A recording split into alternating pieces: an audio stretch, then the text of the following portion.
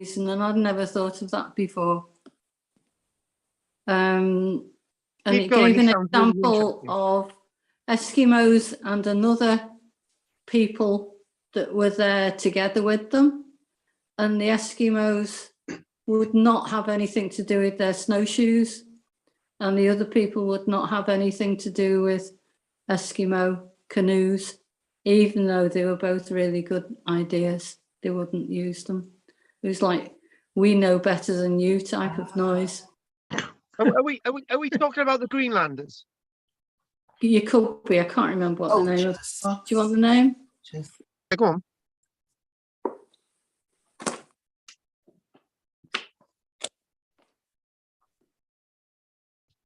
By the way, we are now live on the internet. So there you go. Yep. I'll tell you. I can't say it. It's a long word. Athahaskans. It's not the type of thing you come across. It's in Alaska. Will help. But yeah. Right. Okay. Who's it by, Trina? Who's the book by? David Graeber and David Wengrow. The Graeber is Graeber. Right. And then it occurred to me that we still do that because we poke fun at other countries. Yeah. And we think we're better than them, and they're stupid. Nationalism fits in very well with that, which everybody does, don't they? Yeah. Yeah. One-upmanship. Yes. It's about a bit like Pete's nonsense about Cornwall being an independent country. It's just not true. Yeah. It's just a bit superior. I wouldn't agree. Pete's going to win this in a minute. Right. Okay. Right. Who else has got? Right.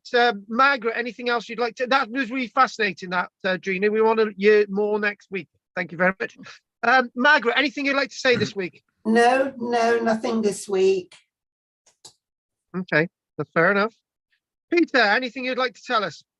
No, not really. I haven't been out and about very much, I must admit. Okay. The one person missing this week is Adam, and he passes on his regards, and he will be the new boy. He's done 2 weeks. He's not lost hope. He's going to be joining us. He's going to actually be joining us tomorrow. So that's fine. So David, we've missed you, and we don't know where you've been, but it's good to have you back. Any news, David? No, sorry. Okay, don't apologise. My computer's been down. Oh dear. Oh, right. Okay, that's can't be helped. Okay, thanks for that, David. Right, Pat, you've always got something to tell us about your beloved Alaska. No, sorry, can't think of it right now. Mine's okay. Okay, that's fair enough. What about Andy? Anything else you'd like to tell us? Yeah, I watched a really interesting documentary in the week, and came across a whole new civilization I'd never heard of before, called the Varna people. Varna is on the Black Sea, Bulgaria. Okay. 6,500-year-old civilization with advanced metalworking skills, way beyond the so-called civilized pyramid builders and all the rest of it. And I think, it was astonishing. I thought, God, I've never even heard of them. Might be worth a look. Yeah, Bulgaria. And again, it's that sort of idea, isn't it, that we think we know what's going on when we really, really don't. Exactly. These guys were working in copper and in gold, and making alloys as well, which I just thought, wow, 6,500 years ago, and they were doing all that. No, that is really that's amazing. You know, that really is. Yeah, I thought so.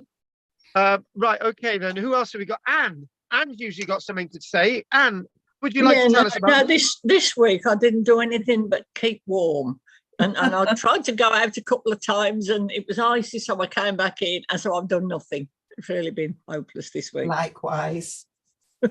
Okay. Well, the only one left is our new boy today, who's called Peter C. It's a bit like It's a bit like a lineup from one of the female pop groups, isn't it? Spice Mel Girls. B, Mel F, Mel D. Right. Okay. Peter, why don't you introduce yourself, please?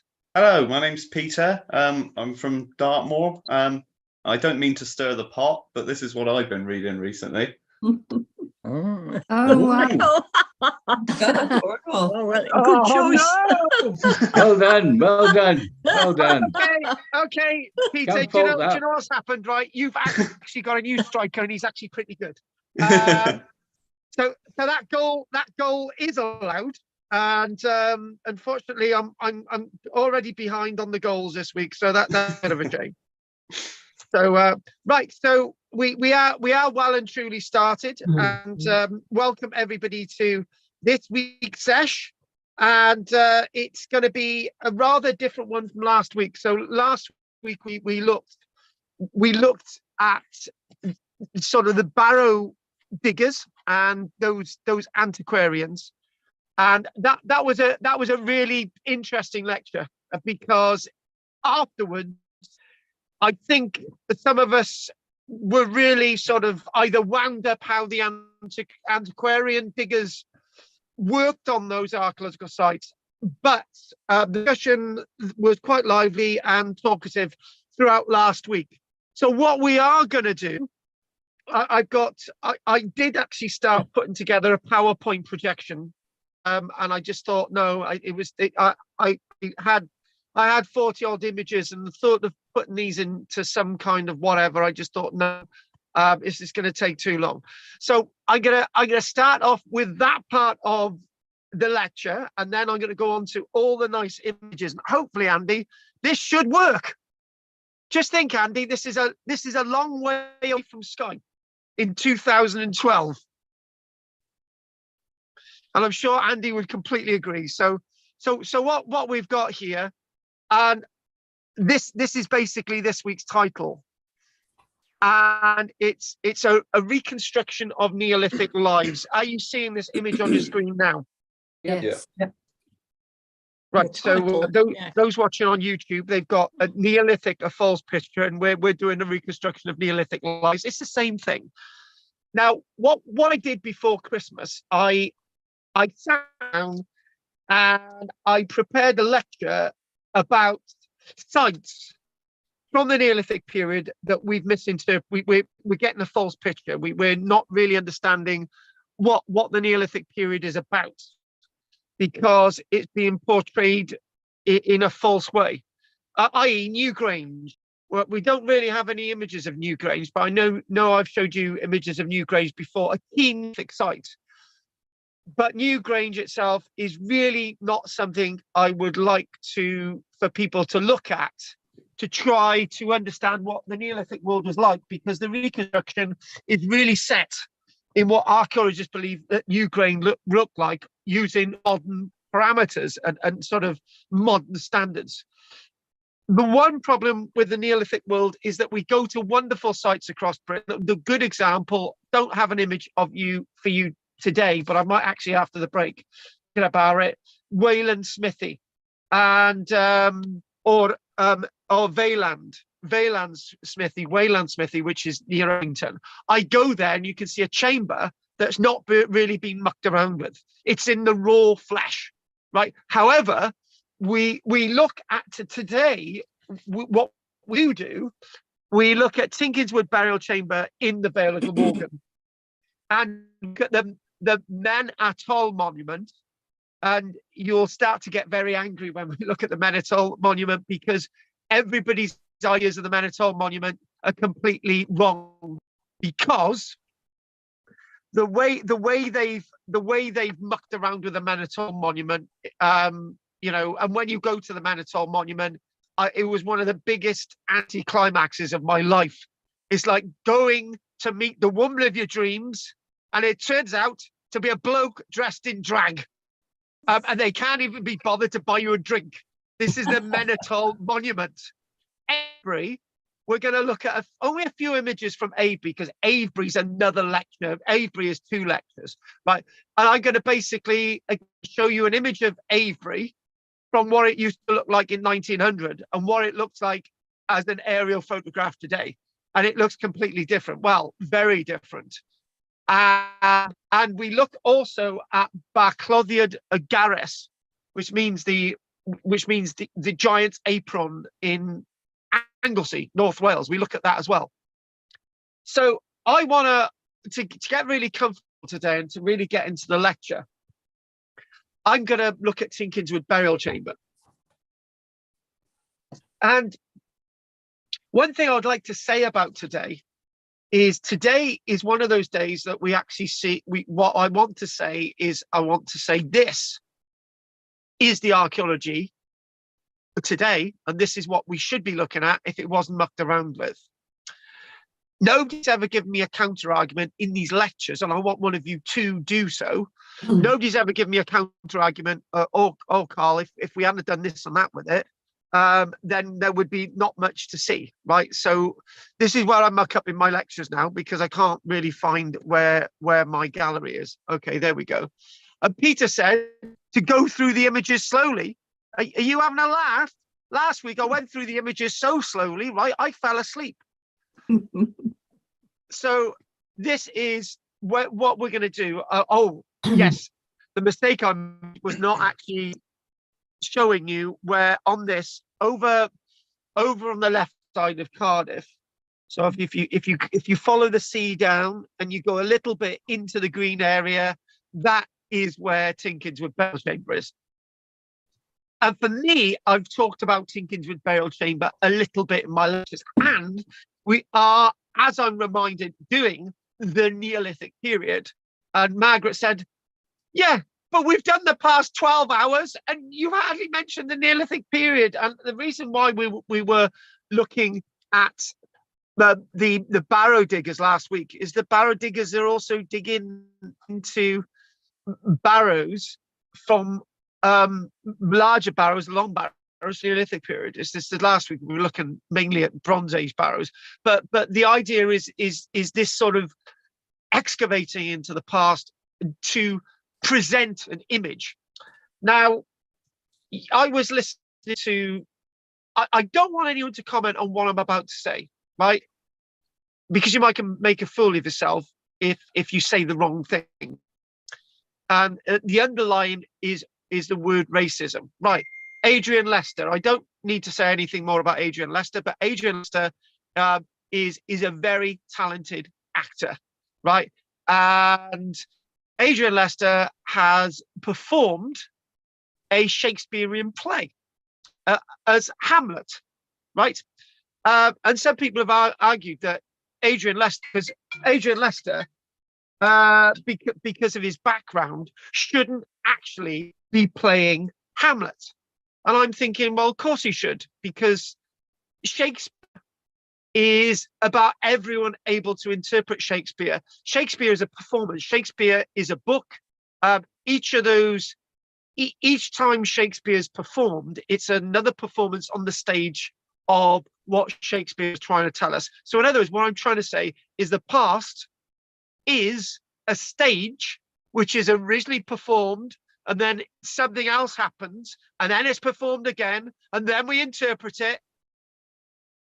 There's a difference between what Adrian Lester's doing with Shakespeare and what archaeologists, historians have done with history. And the difference is Adrian Lester says, actually, this is the way I see Shakespeare being performed. Hugh Bonneville, this is how I see Shakespeare being performed. Gielgud, this is how I see Shakespeare being performed. But you get the original book, and I can perform karl-james, I can perform Shakespeare. Peter can perform Shakespeare. None of us are taken away from the original sentiment of Shakespeare and what Hamlet is trying to tell us, right? Now, the point I'm trying to make is where archaeologists and historians muck around with history. It's a permanent change in history. So what I'm trying to say, it's a little bit like saying that Hamlet's name is Dave, right? We'll change Hamlet to Dave, right? That's complete, that's not what Shakespeare wrote, right? So when somebody then performs Shakespeare, they're performing Shakespeare as Dave. right? But what Shakespeare is presenting us is his stage, and it's for us to perform it. Unfortunately, what we do see in history and archaeology, if you get what I'm trying to say, we must not muck with the past. The past is to be presented and for us to interpret, not to change the past. This is a very, very important thing. So that we're going to look at two huge, disparate, complete alternative ways of showing the past in regard to archaeologists, historians, and reconstructions. And it's taking Tinkinswood burial chamber and looking at the other extreme with the Menotal monument. And again, I feel cheated when I went to the Menotal monument. I felt assaulted, to be honest with you. I felt that people in the past had ripped history and told me what I should be seeing. I don't want to see crap. I don't want to see sites altered and mucked around with. For example, Trina, I'm going to take you as an example. You're a beautiful lady, right? But I wouldn't want to see you having a nose job or something done with your ears or anything like that. I love you for the way you are, right? So I would feel cheated that you've had your nose made longer, wider, right? Because that's not you. You're the Drina that we see on the screen. Love that to bits. So what I'm trying to say is that if we're going to see the past, we need to be able to see it as it was excavated, not as it wasn't excavated. Now, this I need to say as well. I need to reinforce. This isn't a lecture about me saying, if we, everything that we've reconstructed in the past is wrong. And you guys going away thinking, well, that wasn't a really good lecture, because what Carl was saying was that everything that was in the Neolithic period excavated by archaeologists is false. That's not what I've said. Some of it is false. Again, if you go to Wayland Smithy, what you do see is a chambered site, which is basically in its raw. It's raw. So after it's excavated, it's been left. There's a problem with that. And we're moving away from Wayland Smithy near Uffington, near Swindon. I want to take us to Tinkinswood burial chamber. So again, there's Tinkinswood burial chamber directly under the sea on there, Tinkinswood burial chamber. Now, this is a really nice plan, but it's not, because there is a few things wrong with this plan. It's basically the way it's shaped. We don't really completely know that it was shaped like that, but that's the plan of the site that you see today. And you've got the chamber in the front on the right-hand side, and you've got that little blob up there on the left. Now, when you go to the site, that blob on the left is a hole in the ground and a load of stones piled up. Well, that's not what the excavators originally found in before 1914. They found something else, but not yet. Let's focus on that chamber on the right there. So the one thing that I need to also say, right, and somebody online has said hello to us. Hi guys, Aaron the Badger, love it. One of the things I would like to say, again, like saying many things, is try, when you look at history, try to see what the original stuff is and what isn't.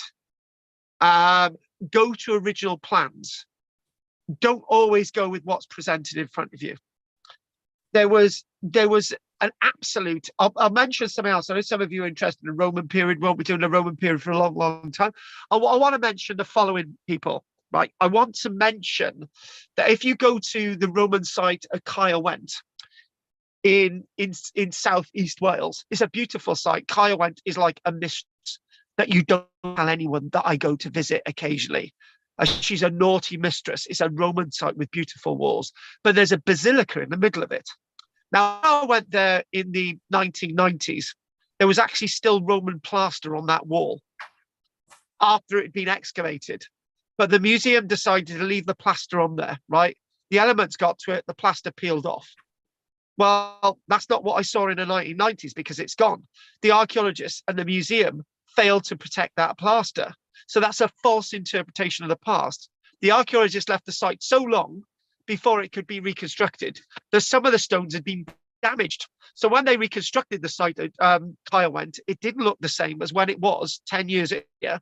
Well, if they had reconstructed it and done some work with in the moment, they could have actually given a decent presentation of what the history and archaeology of Kyle went was like. What I'm trying to say, there is hope for history and archaeology, but you've got to understand where the faults are.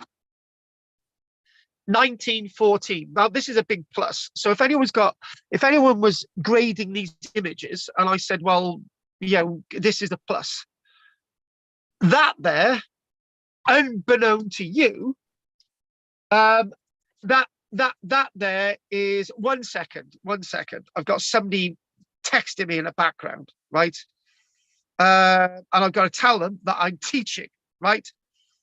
Teaching and watch me on YouTube now, Tinkinswood. Right, and now I'm going to turn that thing off.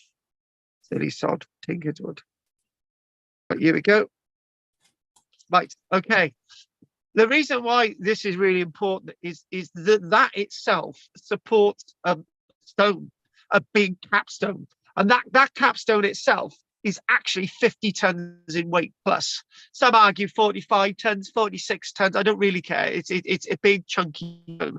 That supports a big chunky stone. They put that there to support the stone because they felt that the stone, it's a type of mudstone.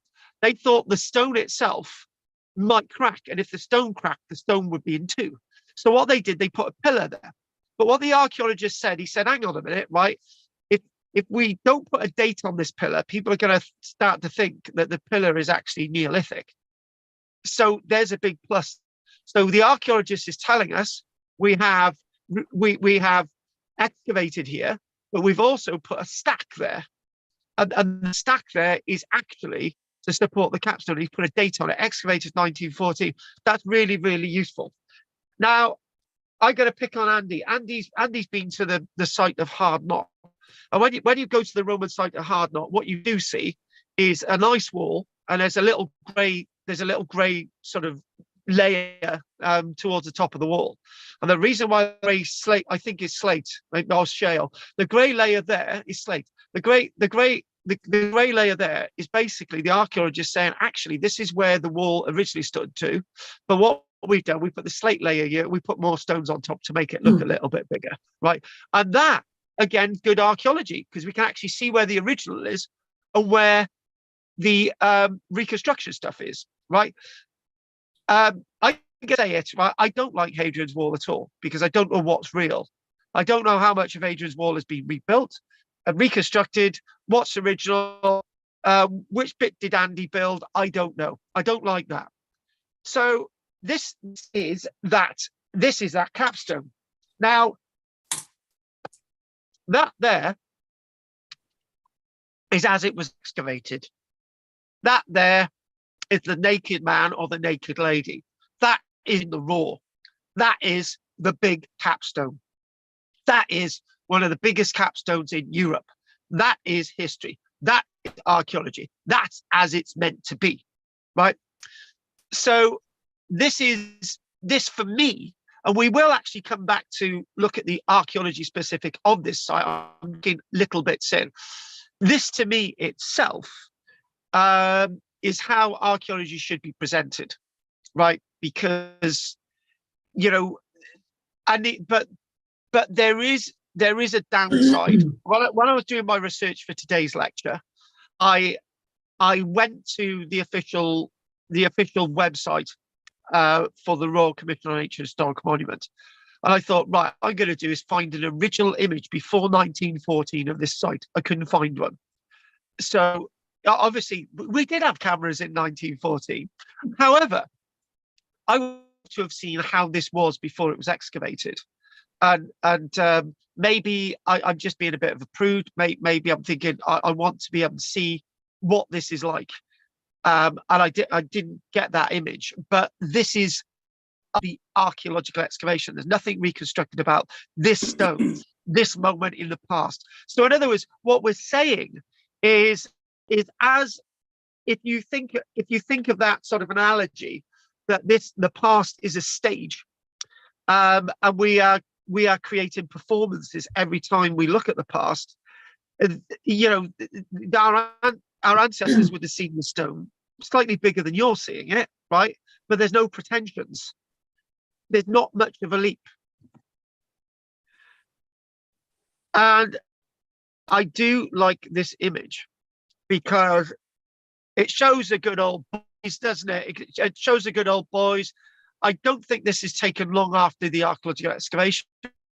I'm not exactly sure of the date. From the close, I would say 1920s. So, and that camera, that sort of box brownie tripod camera, that's a little bit more 1920s. So, and the outfits look 1920s. There's no top hats or any sort of bowlers or anything being worn. That does look like 1920s. So it's roughly about 6 years after the original excavations in 1914 at Tinkinswood burial chamber. Right.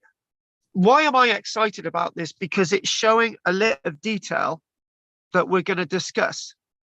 This bit of wall here. Now, can you see what's above? That stuff there on the bottom, the stuff laying horizontally is original, and that stuff above isn't. And the archaeologist, I think the one in the middle is actually John Ward. John Ward, the guy who originally excavated it, he decided that if you're going to see the past, I want to tell you what I found, and I want to tell you what we reconstructed. And that is a very, very important element to looking at Tinkinswood burial chamber. And if we sort of go back, we've got that as the capstone to that above.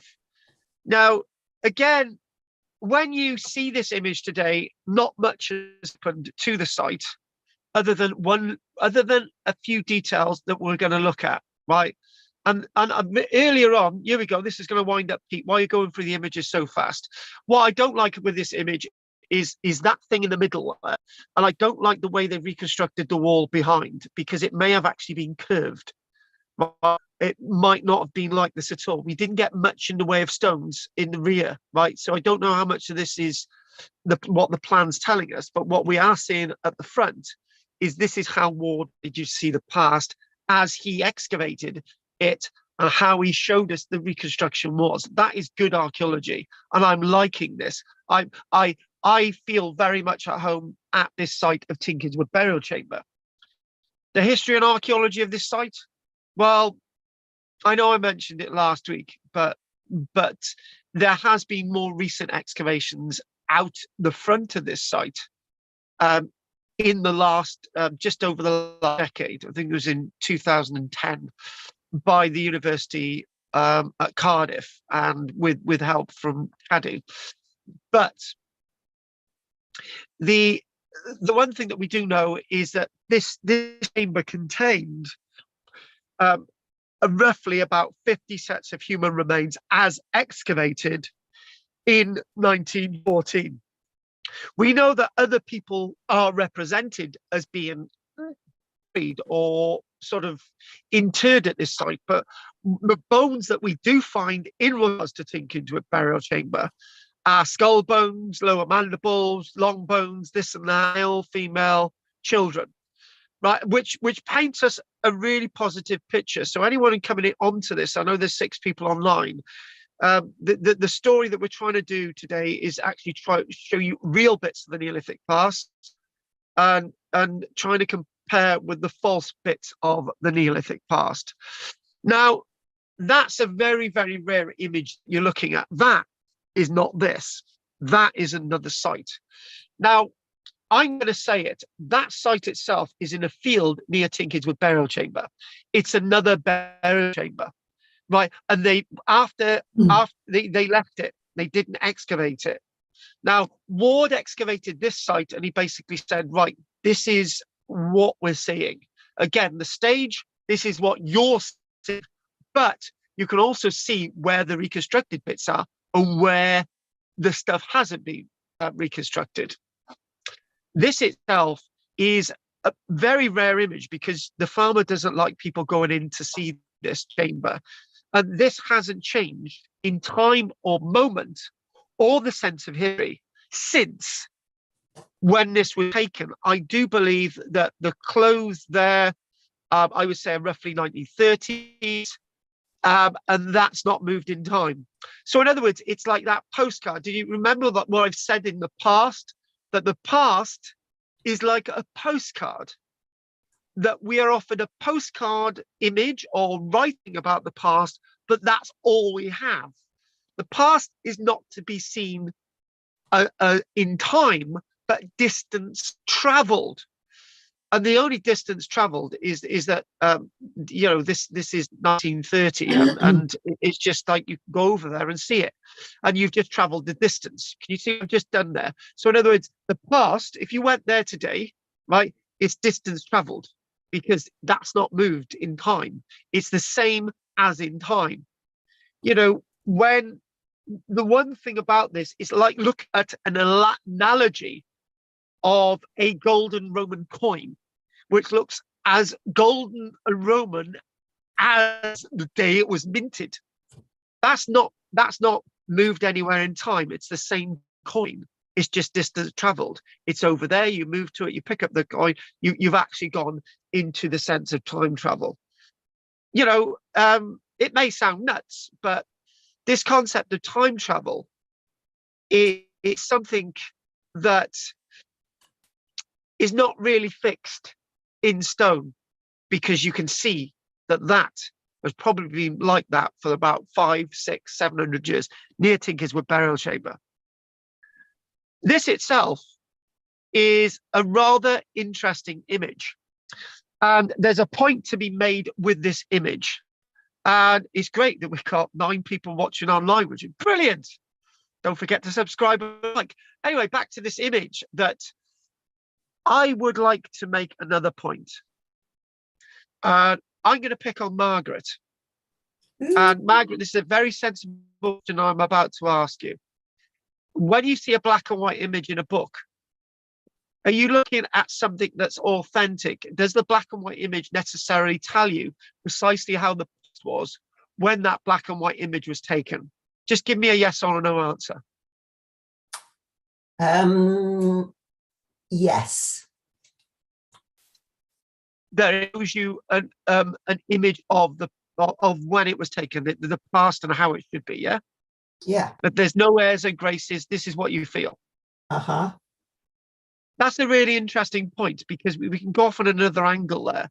It's almost as if that everything written. So say, for example, we got the Venerable Bede and Gildas, right? So the Venerable Bede and Gildas are writing in the 500s and 600s, and the Venerable Bede and Gildas are saying this is happening, right? And that's happening, all the rest of it, right?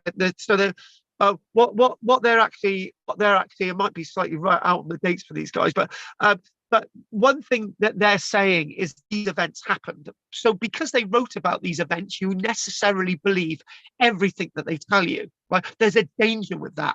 There's also danger with photographs, right? So I'm agreeing with precisely what you said, Margaret, but in some ways, when you see a photograph, you think that that's authentic, or what they're showing is an authentic image of the past. Now, without the knowledge that I've explained to you, that herringbone style on the left is actually reconstructed. I think this was taken. This may have actually been taken in the 1950s. I'm not sure. I think it may have been. I'm not exactly sure. Oh, actually, yeah, it would have been, because of the trees. Yeah, this was taken about 1950s. So 1914. So 30 odd years later, this is taken about 1950s. So because we know, because I've already told you that the herringbone style on the left is reconstructed, you know that that's not how the site looked in 1914. In fact, none of that was there. They've just done a reconstruction. But because the image looks old, you might think that this is the way the site's always looked. That's the point I was trying to get at. Do you see what I'm saying, Margaret? Mm-hmm. Good. Margaret, we're quite sensible, you and I, today. I think there's something wrong with us. So, and we're not arguing. Oh my God, that's so not good.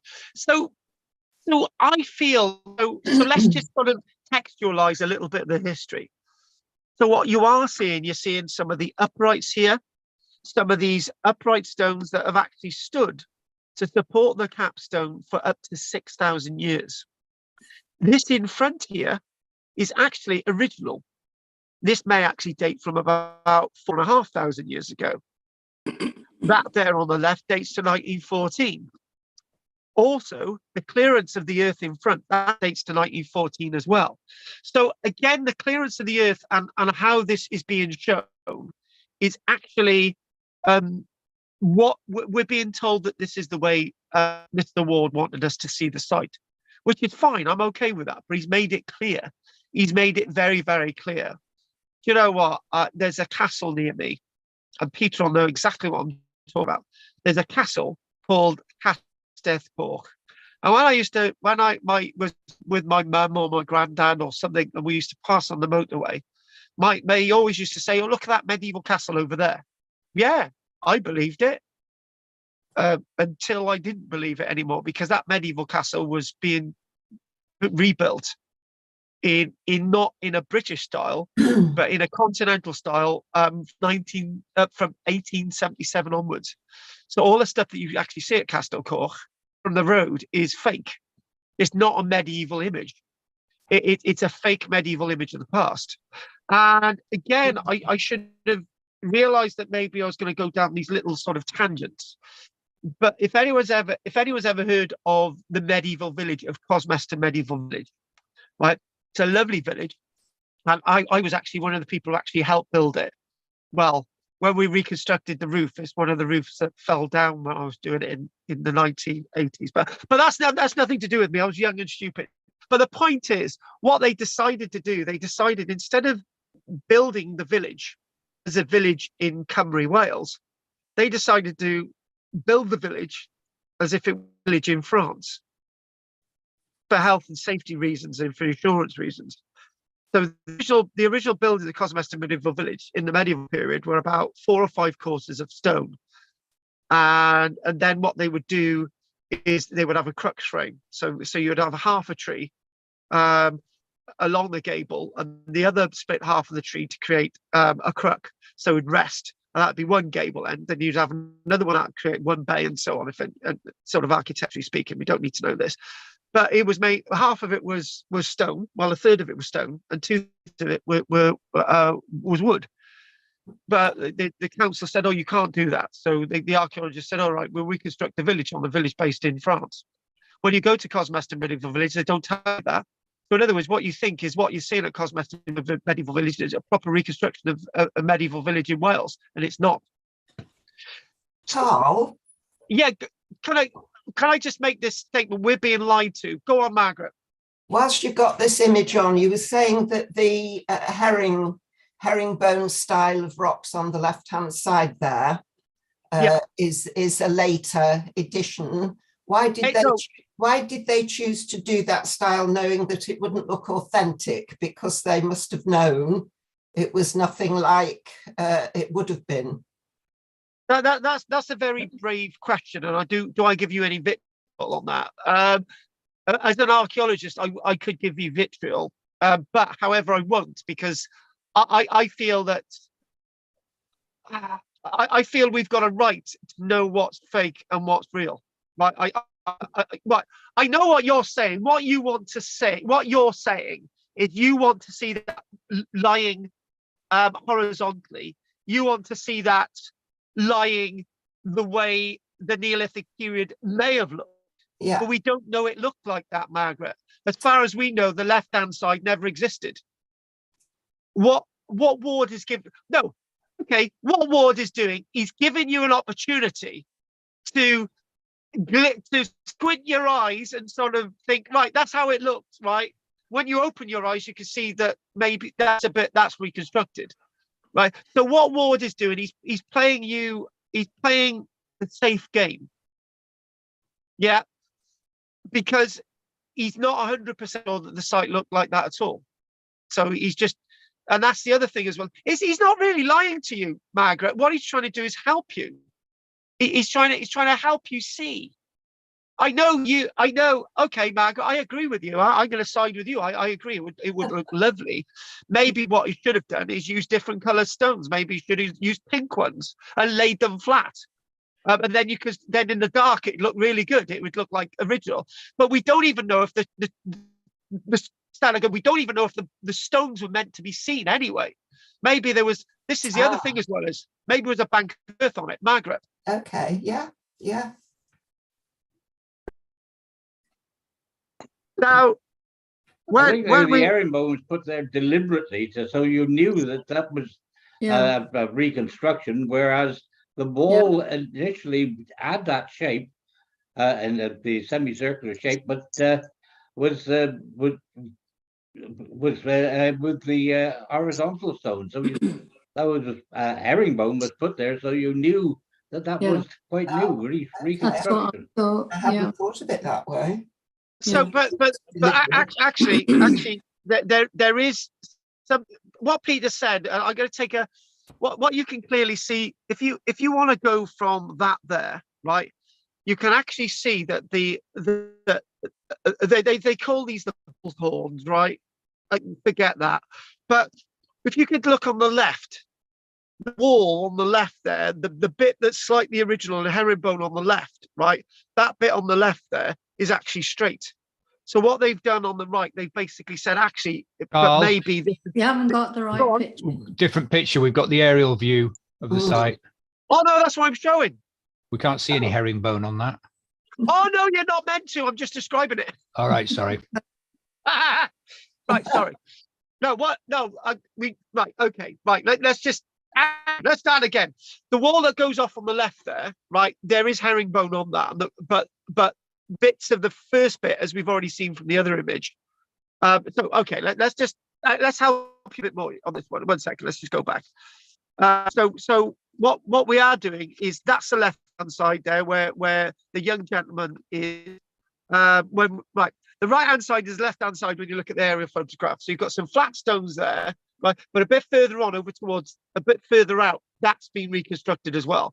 So if we actually go with that, right, that's been reconstructed on that side. So when you actually go to the aerial photograph, right, what I'm trying to say is the bull's horn that goes off on the left, the bit closest to the capstone, that's the original stone, but then it goes a bit further out, that's all herringbone. So what Ward said, he said, right, maybe it was straight, right? Maybe it was straight, but he wasn't sure. So what he's done, he's reconstructed the site in two different ways to give you two alternative realities, right? On the right hand side, which I think is appropriate, might disagree with me, but I'm thinking as an archaeologist who's done a postgraduate diploma, and we looked at reconstructing the past, and we looked at how the past should be presented. So that's what part of my qualification is about. But on the right here, what Ward has done, he's basically curved it, and he said, well, maybe it looked like this. So then you will then see my point that if you go back again, right, if we go back again and you go back to the original plan, now you're starting to understand what I'm getting at. So you can see that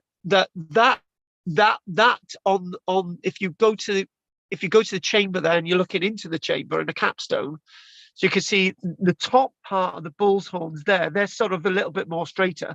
And the ones in the south there, the ones that are a bit more straighter, the ones in the south there are very curved. So what Ward is doing is giving you an alternative. But when you look at the plan, you start to think that this is how the site always looked. So this is why we've got a little bit of a cross, because it's now starting to get confusing, right? And it gets even more confusing. So thank you, Ward. You did the right thing, right? But it's now getting a little bit more difficult. When you go to the site, you like to think, oh, this is how it was, right? Let's live with it and get on with it. But it's not. The other thing as well is what they've done is up until about let me think. I'm not really going to call this properly. Up until roughly the 1980s, there was trees on this mound. I think there were trees on this mound. There were trees on it. And what Cadw said, we can't have the trees there anymore. So they cut all the trees down. So what we've got, again, this is helpful and not helpful. So one minute you look at this site, those are trees on the mound. And the next minute you look at the site and it's without trees. How did this site actually look in the past? And this again is how are we meant to see the past? Are we seeing the past in a moment in time? Well, do you want the answer to this one? The past never ever looked like this. Hang on a minute. Hang on. Oh God, something's happened. The past never ever looked like this because that little hole there, well, up until 1914, that hole wasn't there, and nor were the stones. Because what's happened is that Mr. Ward dug that hole and he took the stones out, and actually some of those stones actually come from the burial chamber. The chamber itself, where the capstone is.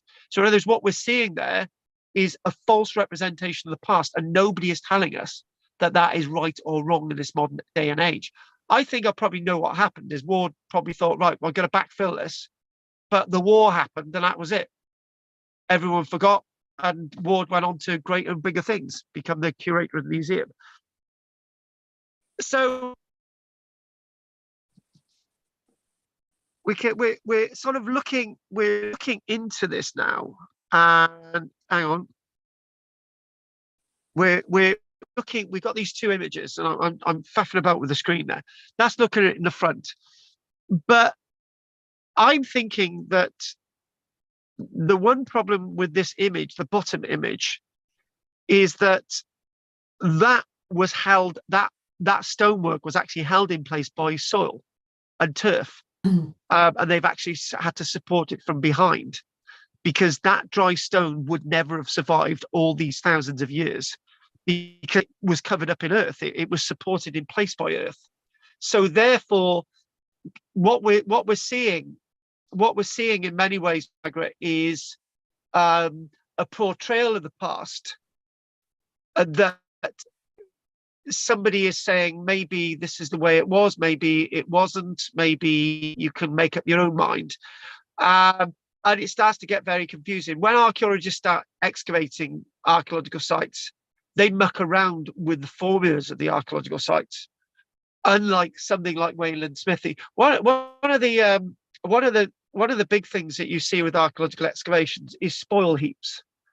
When archaeologists have been digging, they create massive mounds of spoil, and they become the archaeology of the next generation. And people actually start to say, oh, well, actually, that mound over there is actually a burial mound, when it's not. It's actually a mound of earth that has come from the archaeological excavation. So again, this is the same that we can be said that those stones on that image above that hole that we'll actually see it towards the end of the Tinkerwood stuff, they have actually been put there, and they have actually become the archaeology of today. Do you know? I was actually thinking the other day. I thought, well, you know, if I went to the site and put those stones in the hole, right, then the site would look more like how the site should look. But I would be committing an offence under the Scheduled Ancient Monuments Act, because now those stones are part of the archaeology and where they've been placed. Which is a really sort of upsetting thing in a way. And there you can actually see the herringbone on the right there. You can actually clearly see. So you can see the stonework, the flat horizontal, flat horizontal stone, and then you've got the diagonal stones. And one thing that we were saying, I think it was last Wednesday, I remember saying, Richard and I have done some research about an archaeological site in the Vale of Glamorgan, a place called Hogan Hall Church, and it's a church called St. Peter's Church. The one thing about St. Peter's Church in the Vale of Glamorgan is it's got herringbone. And you're going to love this story, Margaret. So it's got herringbone. So people used to go to this church and they used to say that's proof that the Anglo-Saxons came to Wales. because there's herringbone. And for books for years on, even when I went there and somebody was telling me about the history of the church, they said that herringbone there is actually proof at St. Peter's Church that the Anglo-Saxons came here, right? And equally, you could argue that the Anglo-Saxons helped build this burial chamber. Anyway, we're not going to do that, Margaret. But Mr. Ward got the idea for the herringbone from St. Peter's Church, because in the 1880s,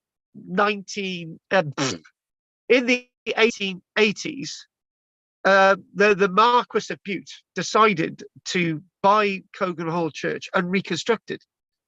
And the way it was going to reconstruct, to tell people that the church had been reconstructed, was to actually use herringbone style in the rebuilding of the church. But unfortunately, he didn't tell anyone. So what happened is that you didn't really have any images pre-reconstruction of the church, and then basically said, "Wow, this is the church," and then basically people thought that the herringbone was Anglo-Saxon, when in fact it was built in the 1880s. So Mr. Ward had gone to St. Peter's Church, and he thought, right, okay, the Marquis of Bute has told his architect that, you know, we've got to show what's been rebuilt and what hasn't. And then what happened is that he did the same with this site. The difference is we know that this is reconstructed, but at St. Peter's we don't.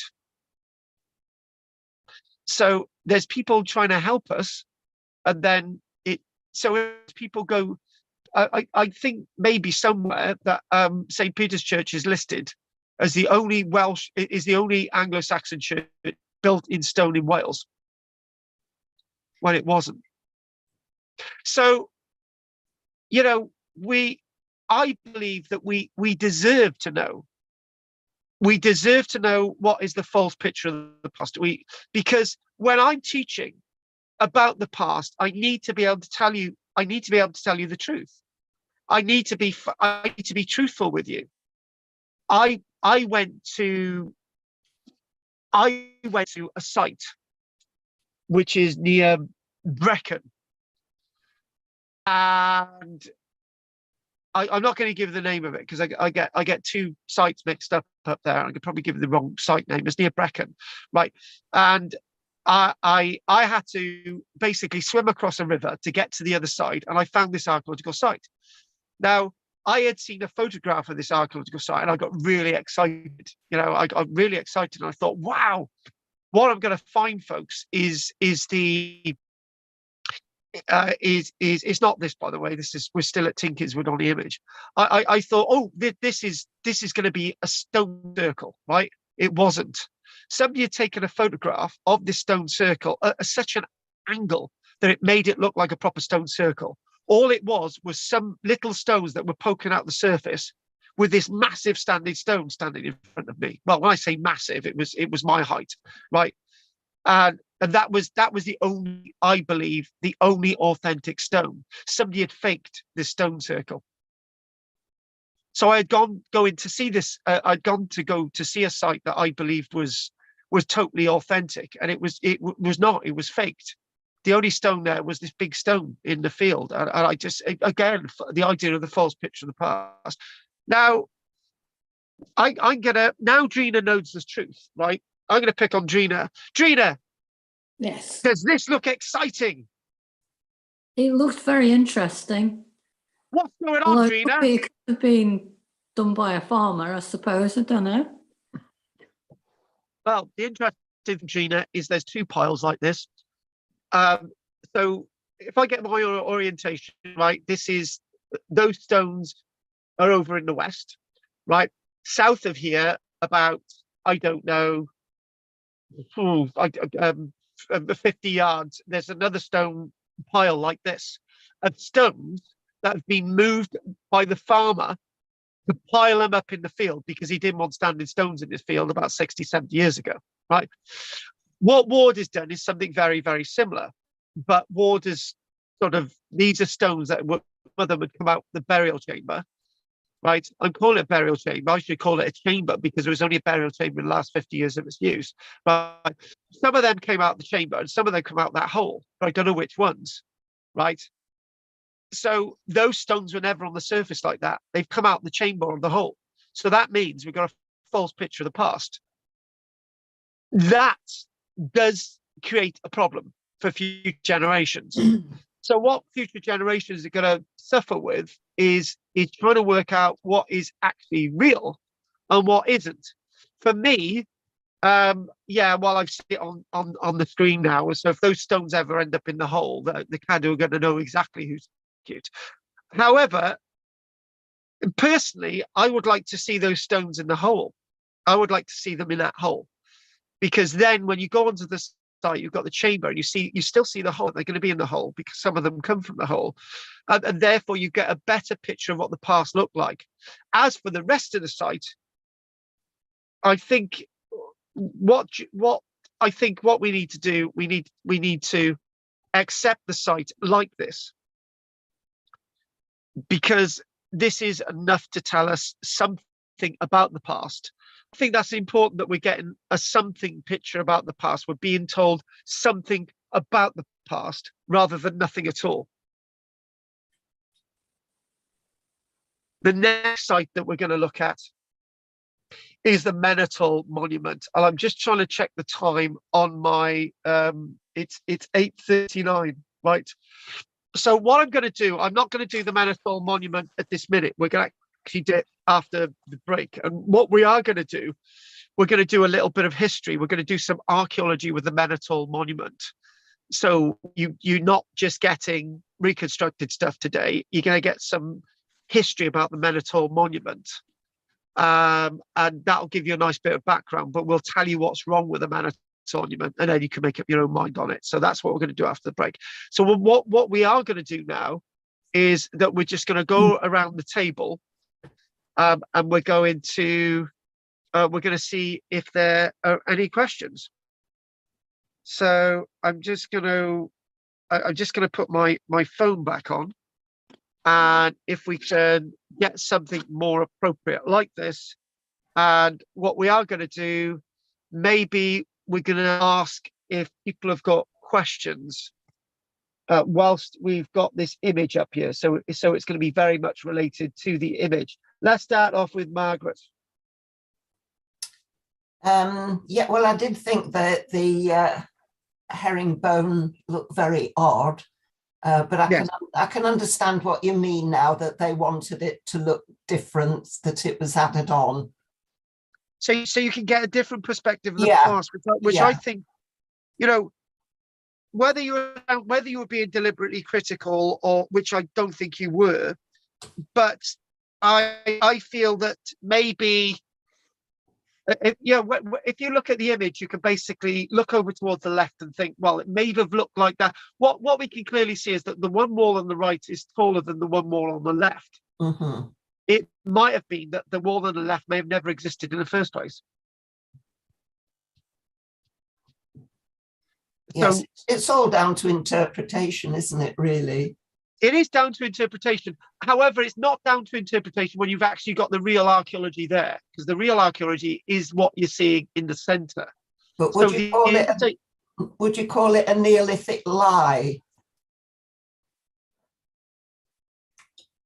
Well, it's a Neolithic lie for us, but it's not for them, because their seeing of the past was very different than ours.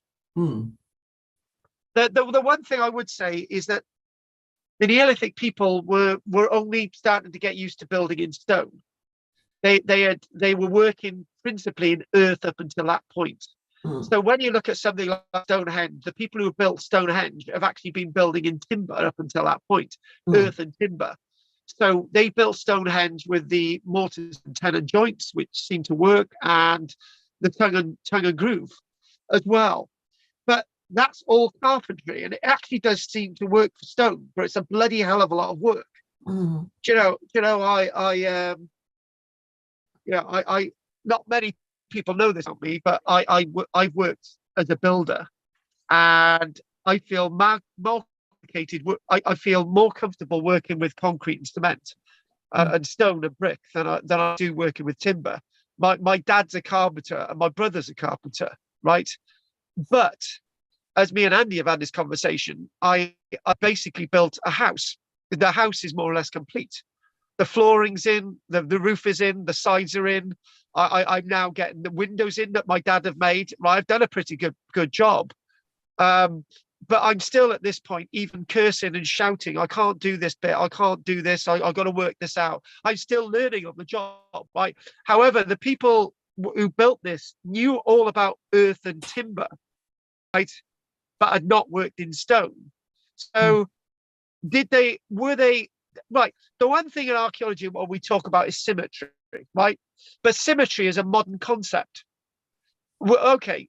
We look at butterflies, they got one wing that's the same shape as another wing, and a bee that's got little whatevers that are the same as the other ones, right? That's all fine, right? So there is natural symmetry, but the idea of symmetry as a given is modern perspective. You know, we could talk about the great modernists of the 1950s and 60s who build our townscapes with sort of one tower block there directly opposite another tower block. They're not thinking about light. They're not thinking about this and that. Right? So what we've got to be very careful with is our perspective on the past. Right, who's next? Drina? No, I've got no questions at the moment. Right, so what we're going to do, we're going to pick on the two Peters. Peter C. What you're saying about the two heights of the walls, something that struck me right from when we saw a first image is I have no idea from any of the images how high up the earth would have gone. Would it have completely covered the capstone? Would it have been an absolutely ginormous mound, or was still some of the capstone still visible? You know, how much of that was submerged underground when it was originally constructed, or not?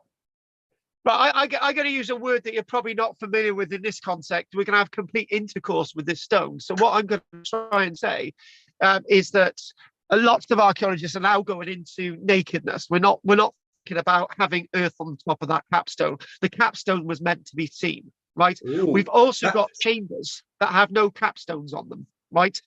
So this obsession with having capstones and earth on things is an abhorrent modern thing, because our ancestors earlier on in the Neolithic, they liked to be what we would call in a sky burial way. Basically, their bodies would rot away and would be open to the elements to be rotted away. That's known as sky burial. So as your body's being eaten away by crows and all the rest of it, your body is still exposed to the elements. This idea about burial, for me personally now, I've got this recurring dream of going into an underground passage and being trapped and being suffocated. But that's actually nearly happened to me in archaeology, right? So, you know, I know that, I feel that, right? So if I take that analogy into the past, these people were creating something new in stone. They weren't necessarily completely working in earth. So they may have actually started to think, actually, we don't need to use as much earth to cover these things. Let's just actually show what we've got, right? So the answer is yes and no to your question. But the main thing is, well, that you talk about Dartmoor and Moor and Cornwall and Dorset and all the rest of it. What we're seeing is the reversing within those landscapes. Archaeologists turn around and say, "Oh, my French now, bugger me! We've just found a new stone circle, right? And the little stones are just sticking out the surface." That's because the stones were never meant to be found. They were never covered up by they were never covered up by erosion on top of a hill. Who's ever heard of erosion on top of the hill, burying something on top of the hill? It's the other way around, right? So in some places, the tradition was to cover stone in earth. In other places, it was that to actually show the stones as they are. Right, bloody hell, that was a long answer. Anything else, Peter? Me or other Peter? You, Peter. Oh no, that was very interesting. Mainly because I've seen a lot of the what do they call them, dolmens, yeah, and there's no sign of any earth near them. And the first thing they always say is, "Oh, of course, this would have been completely covered in earth." Oh yeah. So it's interesting to hear, because I've always thought, well, some of them just really don't look like they ever would, and why would you cover up something so fantastic as well? Yeah, so can I answer? Hang on a minute. Can I answer that in two ways? First things first. You're right. Why would they cover them in earth? The other, which is something I don't believe that lots of these are covered in earth. There's another offset thing there. And the other thing as well is it's a standardized, archaeology standardizes itself. So basically, you've got a burial chamber somewhere else. This is meant to look like that burial chamber, poppycock. It's not meant to look like that burial chamber at all. It's built by people who had their own ideas how to build things. How dare us tell these people how things were built? In West Wales, there's on a place called Gower, there is a place called the Giant's Tomb. They seem to call the Giant's Apron in North Giant's Tomb or whatever. And this one itself, there's no capstone on it. But when you look at reconstructions, they always show a capstone on it. And now we're saying it never had a capstone. But up until that point, what they do, they capstone in a reconstruction. They cover it with earth and they say this is what it looked like. It never looked like that at all. You are dead right, Peter. Right, thank you, Peter. Peter S. Well, the quarrying of the capstone, which was nearby, and movement of it to where it rests today, was a tremendous achievement, wasn't it? Yes. And how they did it, we're still not sure, are we? We're still not sure exactly how they did it. Yeah. Yeah, exactly. The last time I was there was an archaeology student from Cardiff University there telling people about it. And then when all the people left, it was just me and my grandson there. And he was chatting to us and he was showing us the front of the capstone. There was indications of male and female signs on it. Ooh. So the female signs were on the left of the capstone and the male was on the right, the front of the capstone. So, right, Peter, we're looking at this. So this is the back. So where are they? They're on the front of the capstone. That's the back, isn't it? Right. Okay. Let's just do it. Okay. Yeah, just above their heads there. On the right. We can't see it on this picture, but it's when you go there. Now you can see it. The indication that the left was ladies' entrance and the right was gentlemen's. So why? Or was it just another fertility one like Avonmouth or Avebury and those other Menantal and those other monuments that were a connection with fertility? But Peter, I'm not going to disagree with anything you said, right? What I'm going to say, I want to say something really. You might be right in one period of the site, right? Because you're describing as one reason why the site was used, right? The site was used for various different reasons over time, right? So I'm not going to disagree with you. I'm going to say that that's not an interpretation, Pete. That may have been one of the reasons, right? That may have been one of the reasons, but it's one of many reasons, Peter. One of many. The other thing as well is, Pete, have you done all your stuff now? Because I want to ask somebody a question a minute. I'll go. Have you done your bit, Pete? Yep. What I'm going to do is ask David. Anything you want to say, David? No, thank you. Okay. And what I want to do is I want to go with Anne. Right, Anne? Are you there, Annie? Yes. Have you ever seen this site before in your life? But I'm not switched on. No, I'm not. I know. We can hear you. We can hear you. Don't worry about it. Okay. Yeah, I'm here. Have you ever been to this site in your life? No. Have you ever seen it before? No. Right. Forget about everything that I've said. You're seeing this site for the first time, right? Nobody's told you anything about it. What do you think it is? I suppose I would have thought it was a burial chamber. I mean, and I probably 3 years ago, I wouldn't have had a clue at all. Okay. Anne, stop a minute. Stop, Anne. Stop. Go back to that time, right? A few years before you thought it was a burial chamber. Go back to before. Let's go back to your your virginity, your vulnerability, naivety, right? Yeah, I want you to tell us what you then think. What does it look like? Well, it looks like, I would just think, well, I wouldn't have any idea of its age. And I'd just think, I'm well, not interested in that. somebody's arranged some stones, you know, to be, But wonder why? what it is. That would be my reaction. These stones have been put here, wonder what they're for. I think that would have been it. Yeah, but give me an idea. Come on, tell me. I'm your teacher now. You get an apple. Tell me what you think it was used for. Yeah. Well, the space underneath, so you could hide things. It may have been a defence, you know, where people could hide if there were, but there wouldn't be much. You wouldn't expect there'd be much war and anger at that period, but you never know. Or there might have been where they could hide from animals or something like that and they get inside, make a noise. I don't know. It seems, I would look at it though as this huge stone. I couldn't have imagined anybody could have moved it, you know, because it's been there. It looks as though it's been there a long time.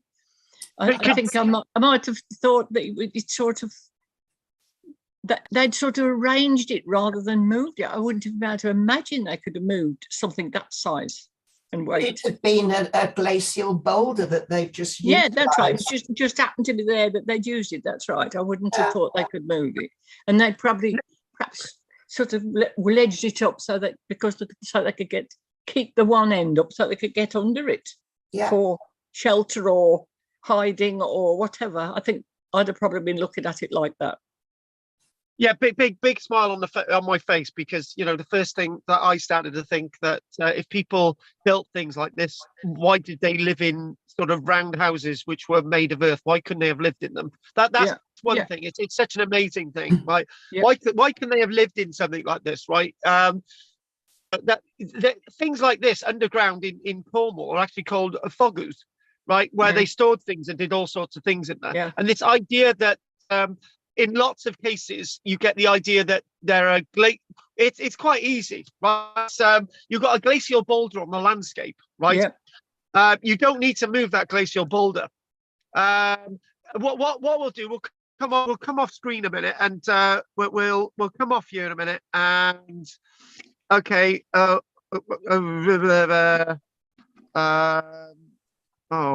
right, okay then. Right, here we go. Stop share. Right. So right. So have you finished everything you want to say? Wonderful, Anne, because I will ask. No, there was something I did want to say.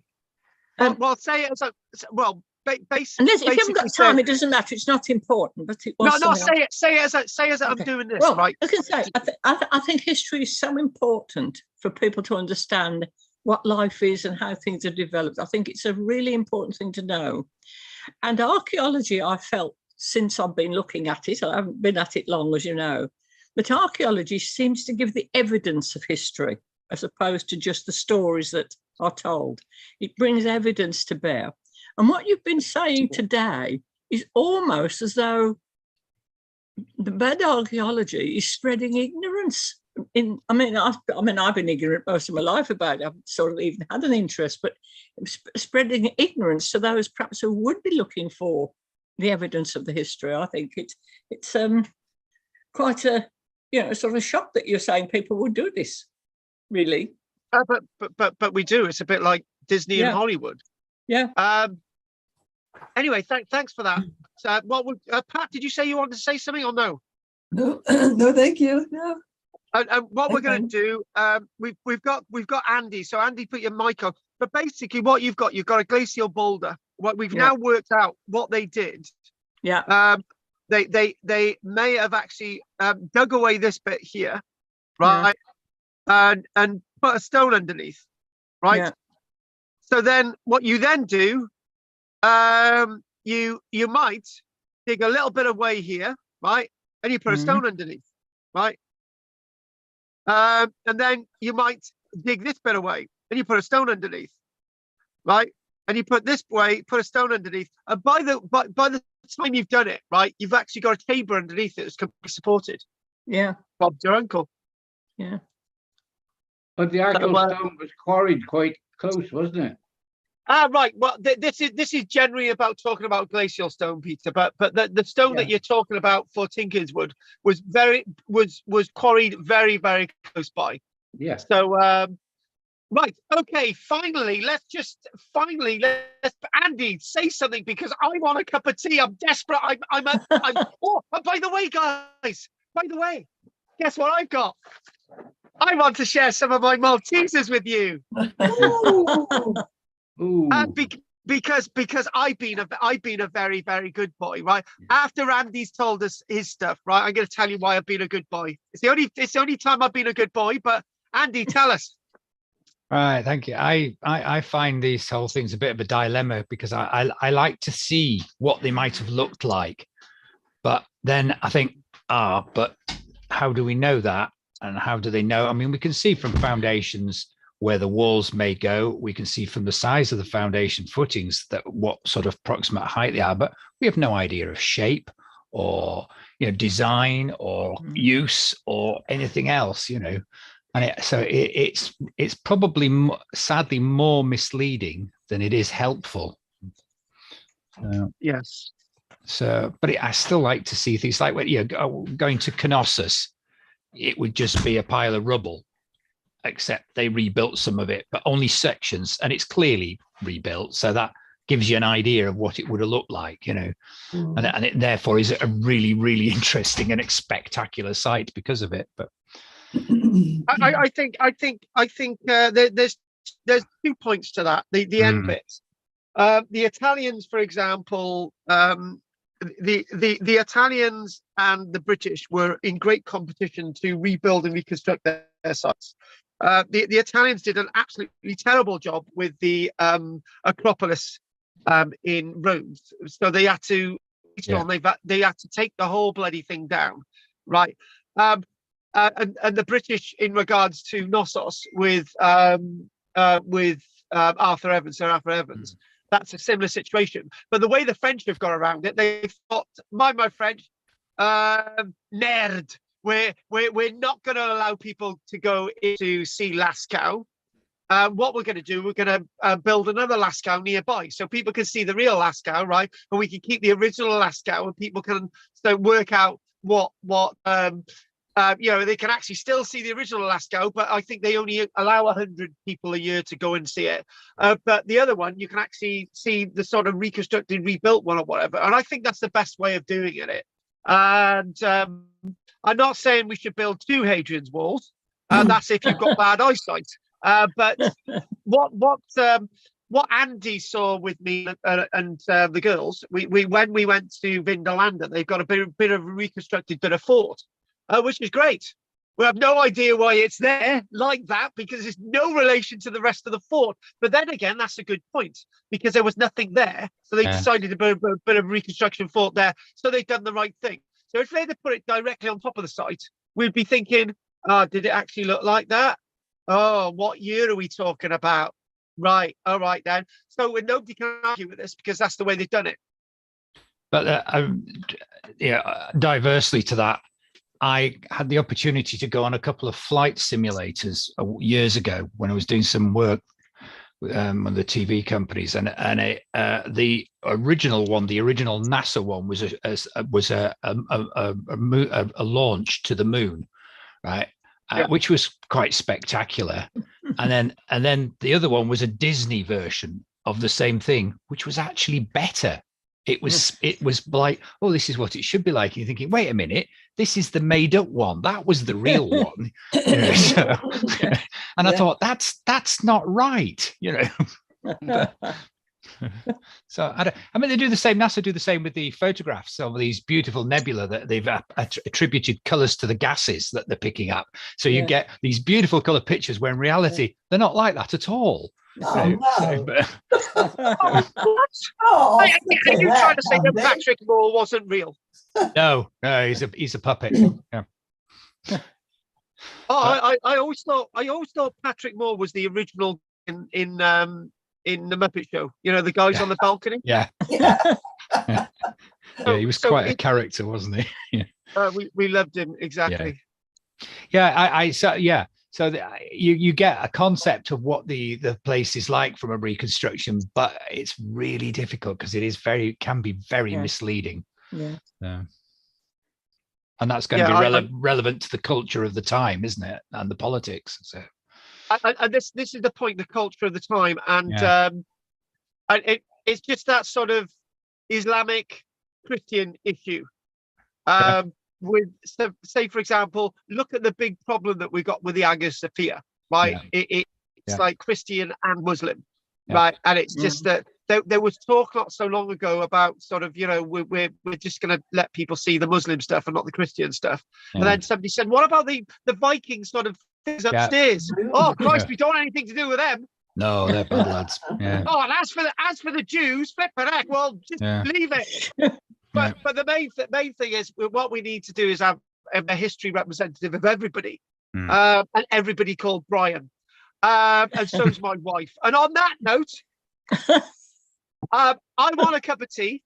Oh, and by the way, me and Andy had a little bit of a chat in the week, so it's only fair to tell you the following, because these lectures go on a fair bit. When I say, right, we've got questions, if anyone wants to opt out and say, look, it's a bit late for me, I want to go, I want to say my bit now, right? Then they can, and then they can sign off, right? I don't want anyone feel under pressure. So I know David likes to go sort of before 10, right? So what I'll do is ask David if you've got any questions that time, and if anyone feels the same, just say, I want to say something because I want to go, and then the rest of us will have a little discussion. If that's clear, I want us to have a quick break now for 5 minutes. It's gone past 9. Quick break, and then we're going to come straight back on. See you in a minute, guys. Thanks. By the way, everybody called Peter has to buy me Maltesers.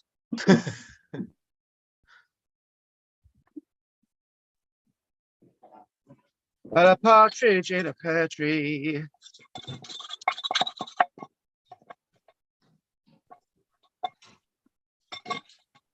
I don't know what it is. It's got cold.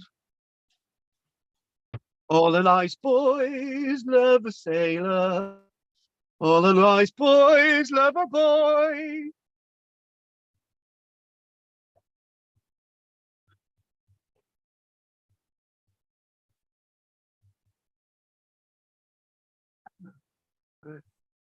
Inbox.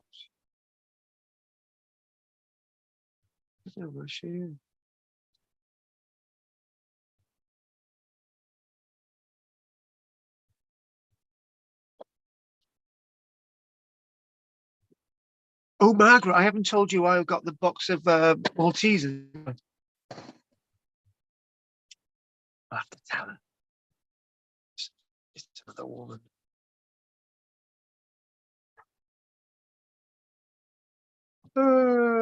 He looks like a famous TV star. You don't have to like me. But I wish you would, because I would lie. And I host a really great tea parties, and I make cookies, and I love you. You don't. I thought that was so cute.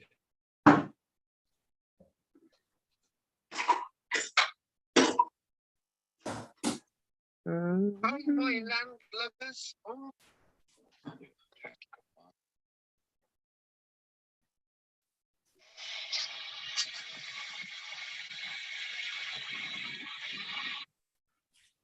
$341. That's brilliant. Right, okay. Flip it heck. I can't see anything.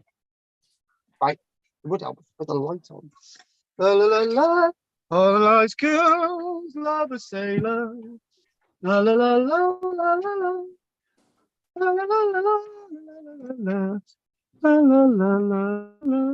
La la la la la la la. La la la la la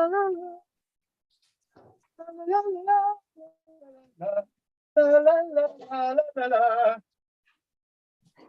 Beautiful boys and I can't remember what it goes. Two little boys and two little toys. No, that's not right. No, that's it. Two little boys and two little toys. Oh, God. Each had a wooden horse. And each had a wooden horse. We don't hear from about Rolf Harris anymore. Oh, I wonder why.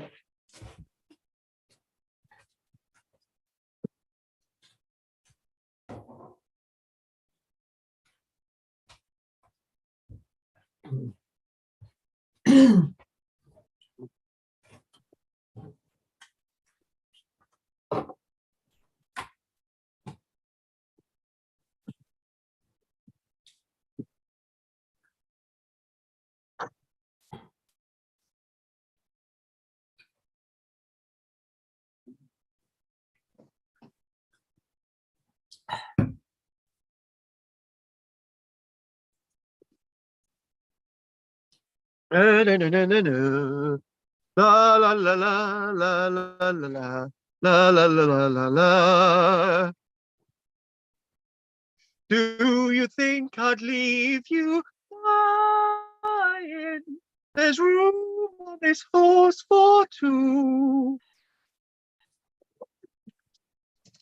Me and Anne should sing this together because she knows the lyric. Oh, thanks for the offer, Margaret. I'll be staying for 3 days, okay? Make sure you do me nice breakfast. Thank you for, sometimes I say stupid things, but you don't. I just realised when I said it.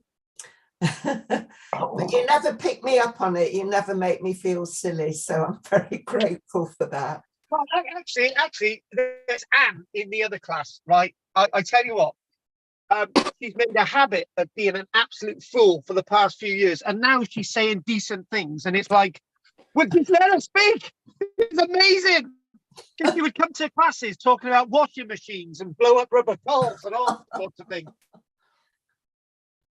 Oh, God. Oh, and a friend who works in a sex shop, and they were just like, why are you saying these things in questions? Oh, right, yeah.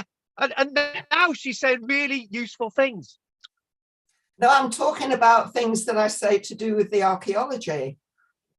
No, sometimes I say, I open my mouth and say things, and then within minutes I think, oh God, what an idiot. But you never call me an idiot, so I'm quite grateful for that. You ask really good questions, Margaret. You ask really good ones. Yeah. Well, sometimes, but I think when I said about the herringbone wall, I mean, that was just stupid. No, it wasn't. It's a good question. It wasn't. It was just coming to understand it. It is a controversial thing. So it's a perfectly good question. No, I feel it was a bit silly. No. I mean, it's when you see like an old building that used to be a mill. Well, listen, you've been with me in this group, and I know nothing, and I talk rubbish most of the time. And I still feel very much the new girl, even though I'm not quite new now. But I feel it's been so recent, my interest in archaeology, that I really know nothing, and I'm almost right to speak. But I do speak because it's part of a discussion. But I don't think it's sensible very often, do I? Yes, you do. Yeah, you do. Yes, you do. That's the whole thing of thinking about what you see, Anne. Yes. And you make an understanding of what you see and you hear. Yeah. And you form your own conclusions that way. Yeah, yeah. And you may be far nearer the market. In a sense, though, it's when you're. A lot of this is interpretation, where you are finding your own conclusions. Yeah. But some of it is knowledge, isn't it? Some of it is much more evidence than just an opinion. It's we're here to learn. It's gradually trying to get that. Yeah, yeah. Well, it's like, how did they move that capstone and fit that capstone? No idea. I was wondering that. It's very big, isn't it? It's very big, and was moved for quite a way, about 100 yards or so. Yeah. And it's quite a big flat area that's quite thin. Yep. It's quite interesting that they didn't break it. That's right. And And you can't and wouldn't. I mean, did they have? I don't think they did have access to large animals, did they? That they had tamed at that point. Don't well, they think didn't have so. elephants. Well, well, if they got a couple of elephants, it might have made it easier, mightn't it? Yeah. Well, Yeah, if only they'd thought. Yeah. But as I say, I don't think they had ropes them. from They it weren't to using animals, move it, were they, wouldn't much they? at that time? We They don't wouldn't even have know. horses. No, we don't. No. We can only surmise. That's right. You wouldn't expect them to have it, but they may have had something huge. Look at you. What's that? Maltesers. yeah. Well, what happened, right? You know, my neighbour, right? My neighbour, because I spent, you know, last week I spent I didn't tell you about last week, did I? I was snowed in on Tuesday, and on the Wednesday I went out and cleared the hill kilometre, right? And I was dead impressed with myself. I had my council plastic shovel, and I made a groove all the way down the hill, and I made a groove all the way back up the hill, and then I let it dry, and then I spread the grit on it, and that was great, right? So the next day I had to go somewhere on the Thursday. I was aware that I was aware that there were bits of the road that had actually frozen overnight, so I was going to put some grit. So I started spreading on the road, and then the local farmer came up. He said, "Oh, you're going to be all day doing that," and I just thought, just don't say anything, because I wasn't all day. It only took me an hour, whatever, 2 hours. So I was going around the corner then, and I could hear the farmer laughing with somebody in another vehicle, and they were laughing at me, right? And the farmer had thanked me for doing the road, and then the reason why they were laughing at me, right? It was the council fitting bloody lorry, wasn't it? So, but the problem was they weren't gritting it the right way. They were just putting chunk bits on the road, and it just wasn't as thorough as me. So they thanked me for doing that. So that was good. Anyway, the neighbour said, "Thank you very much. Here's a box of Maltesers." So there you go. Lovely. That'll put your sugar up. So I can share that with Drina. Oh, sorry, Drina. It's going to melt in the post. The thought counts. So anyway, let's get the mannitol thing is probably going to give you a little bit of anger like it did last week. I don't think the Tinkinswood site has made you feel as uncomfortable. It's given some reaction, but not like last week. But the mannitol monument will. So I'm just going to get my sucky sweet out my mouth. We're going to get started again. I do believe mannitol is also linked to fertility, isn't it? Pete, the mannitol is linked to fertility now, but originally it wasn't, because it's been linked to fertility for the past 120 years. It was nothing to do with because of the way they've altered the site. Right. They've completely altered at Avery, the site. You got the same similar sort of thing at Avery, haven't you? Yeah. No, Peter, I'm not shooting you down, right? But you're taking you need the context of mannitol before you make that statement. So the best thing to do, if you still want to make that statement after I've said it, then you're welcome. But just let's just go. I see. I shouted him down. You see, then close by. The 9 maidens are close by. one set of the 9 maidens, yes, Pete. There's several in Cornwall. They're just a bit weird, and in Derbyshire as well. There's some up there. We miss our Derbyshire dope. Peter, see, we used to have this guy on from Derbyshire. Let's just leave that one. Fair enough. I was thinking of going for the replica internet AI friend, but I did go after that afterwards. Right, nobody knows what I'm on about. Right, okay, so here we go. As you can see, right, we've got all those images still to do, and oh god, right, okay, let's just go with that there. Sorted.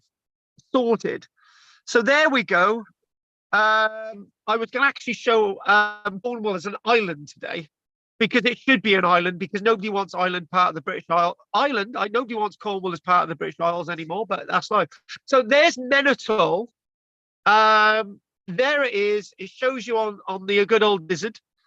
And if we sort of zoom in a little bit more, and then we've got Menatol. So if you type a Menatol on into the internet, right, you're not going to find it. It's men hyphen an hyphen tol. It's probably completely the wrong pronunciation. And why it's only showing the Treger seal stone circle, I don't know, because there's loads there. But anyway, the Menatol monument itself, I'm just going to go there with the gang, with Archaeology Company on an excursion.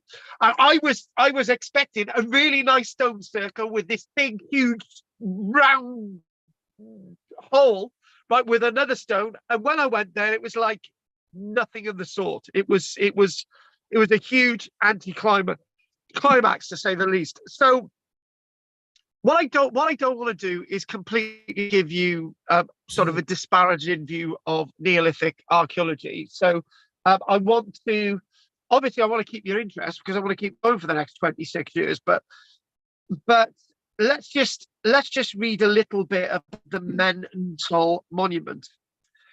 The whole stone. That's basically what it means. Menatol, the whole stone. That's what it means. With 3 standing stones and 1 now lying down. So initially we're getting 1 now lying down. Right, okay. Well, so we expect to see 4 stones and 1 lying down and 1 with a hole in it. So that's 5. So we've got a date dating back to 5,000 years ago. So it's late Neolithic going into the Bronze Age. Nice, like it. It's not exactly easy to find. Yeah, you go across a weird footpath that leads you to some abandoned houses on the left. And if you're going with me on any of these trips, I sent a load of people into a field with a load of cows while I took a load of people over to this stone. And these stones now, here there is an alignment of 3 standing stones. The central stone, the crick stone, has a very large hole.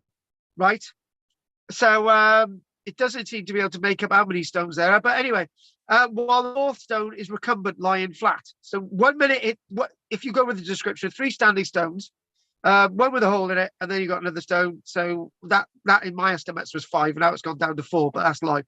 So the one lying down seems to be much bigger. It says, interestingly, there's an interesting fact that we need quite a bit of the monument having been robbed away over the centuries. Right, okay, now the pictures come in. Prior to which it may have formed the circle of stones.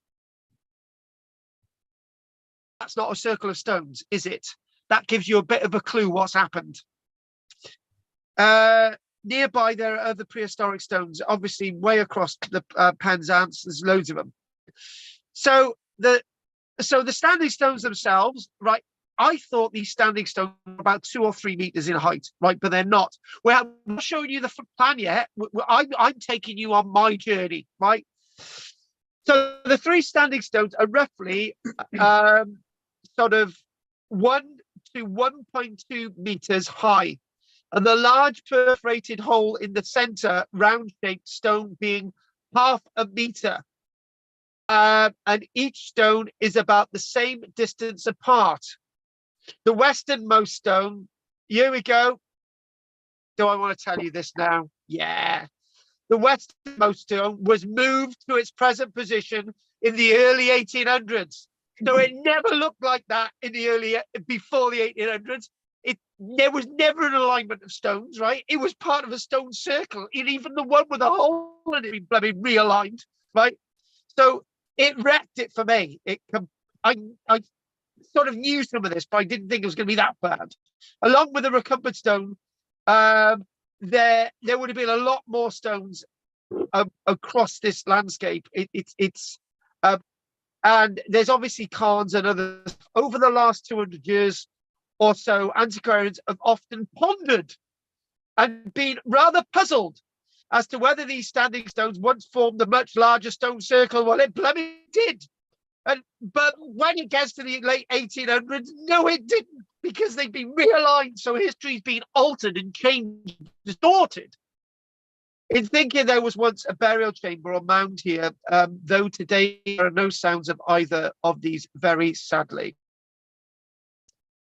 Now, I don't want to read any more here. I don't want to read any more at this stage, right? Because there's not a massive amount that we're going to mention, right? But what we need to do is we need to look at these images and be critical with them, and then we're going to do the text, and then Pete can say whether he was right or not, right? He was right. But okay, so here we go. So there you go.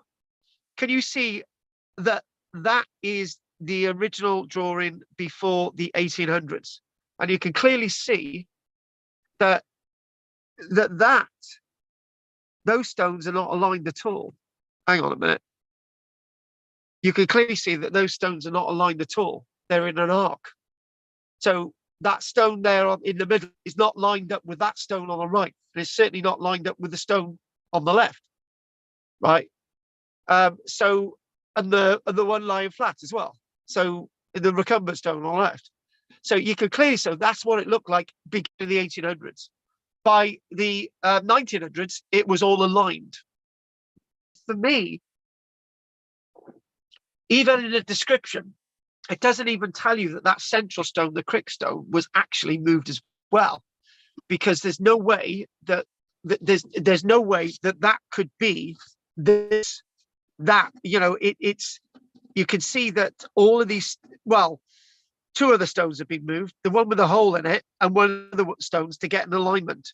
And that is a fake portrayal of the past. And it angers me. And it angers me because when you talk about the folklore and history of the site, which is old folklore, it's almost as if we're mocking the folklore. What Pete said is precisely right, actually. And I feel I should be given the choice to see my history, not a history that's been altered. Unfortunately, because this is a scheduled ancient monument, the stones can't be put back into their original positions, which is a shame. And also, there is something else. Do you notice that this stone looks really smooth around the outside? It looks like, I don't know, a nut, as in a nut and a bolt. It looks slightly hexagonal. Look at that. It's not. That stone in the middle looks very different. It doesn't look like this. It's very different.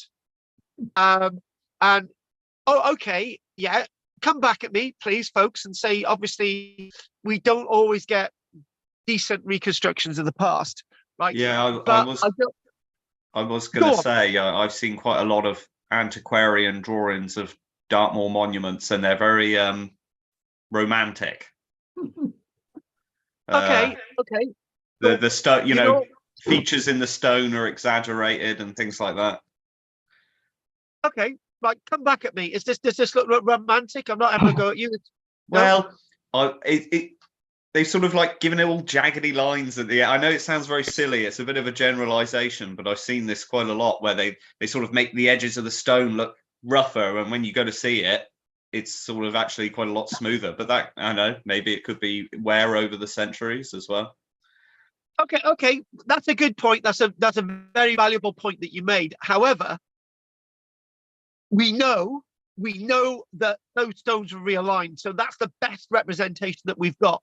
That's all the representation we've got of how the site is broadcast. Your point that you've made is a very, very interesting and powerful point, and I agree with what you've just said, Peter. But what we have to think of is this is also rather interesting as well. That now you've got another standing stone there, and you've got other stones represented at the site. Now, I'm just going to double check. I think I've got the date for this stone, this illustration. No, there's one from 1864. I'm not sure we've got that, but this is a very difficult one today, and I believe that this is actually pre This is almost as if it's pre the image that we've just actually seen, because, and it's slightly looking different again. It looks slightly different again. And again, the stones are not aligned in this one, but there's another stone in front of us. So in other words, what the antiquarians are telling us is another history of the past, which cannot be ignored, because their history of the past is more accurate than the history that we've got. And I think you might agree with that. I think Peter's point was a very interesting point.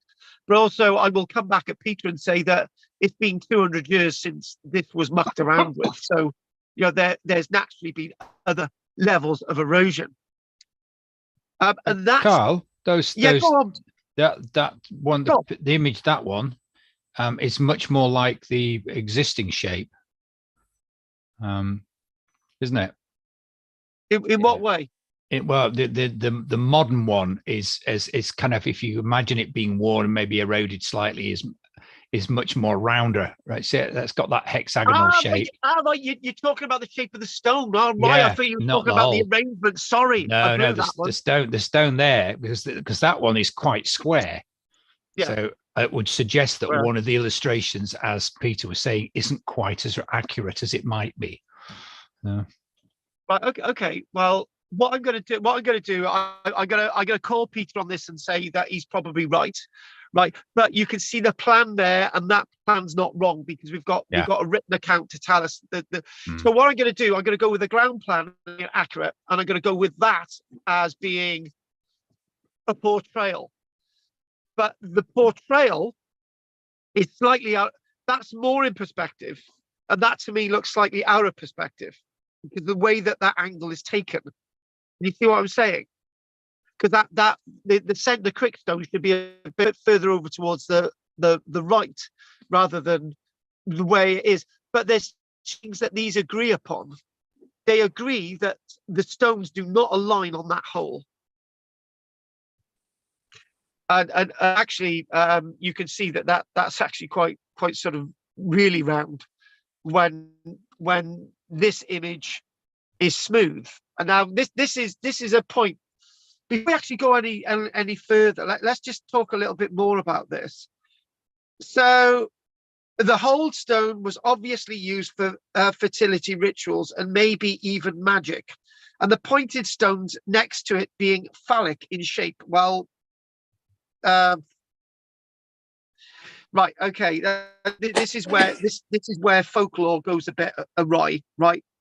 So this isn't to be crude, if you along the phallus up on the hole, the phallus's shadow shines through the hole, right? However, that's not the way it was ever meant to be seen. This is the way antiquarians wanted us to see the site. So here we go. So a book published in 1984 called Mysterious Britain, which I got, and this is a similar image that's actually in it. Many of these stones are supposed to be helpful in curing certain illnesses, and children were once passed through men and toll when they were suffering from rickets. Stones with holes big enough to crawl through and with similar beliefs attached to them can be found all over the world. Well, yeah, we can agree with that bit, but obviously the phallus thing is something more of a modern invention. There may once have been some beliefs to be gained from such customs. Benefits. Certain stones can hold powerful currents passing through the earth. If you go to Delphi, we got similar experiences. Could not the whole serve as a focus for this power, which would pass into the body and give renewed vitality to anyone climbing through the hole? Well, you could think about keeping quartz with you, or any special stones, or having a copper bracelet or anything. It's just sort of same type of thing. Young people would come to the whole stone in order to consult the stone, the oracle, again thinking about Delphi again, with regard to their future love life. And 2 pins would be placed like a cross on top of the stone, and then they would hopefully move in a certain way. Peter does that, dowsing, that type of thing. This was interpreted in answer to a question put to the stone. So in other words, what Peter said was right, but you've got a completely different interpretation to what Peter said. You got one interpretation of what Peter said, and you got another completely different interpretation to what Peter said. Could it be used as a fertility site, even if it's not aligned? I would say yes. Could it be used for what we've just described? Yes.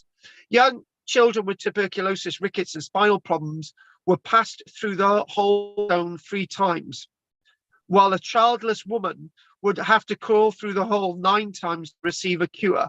After that, hopefully, they were cured. So yeah, Peter was right. The 9 maidens nearby and other standing stones are nearby, and the Lanyon Coit as well. All those different types we actually saw. And I think this time that we actually saw this, it was the only one that Peter didn't actually come to Cornwall, and he was pulling out his hair because of it. But that was too. Peter was ill. But I was disappointed at the site. I was disappointed that the scale wasn't there. I was disappointed that the site had been mucked around with and altered. And also, you know, when I was at the site, there was these 2 women, and the one woman said, "Oh, go and crawl through it." And when I said, when I said, "Oh, if you crawl through it, you will end up pregnant," and the other woman said, "Who have you been sleeping with then?" And I ended up in a row, and I had to leave.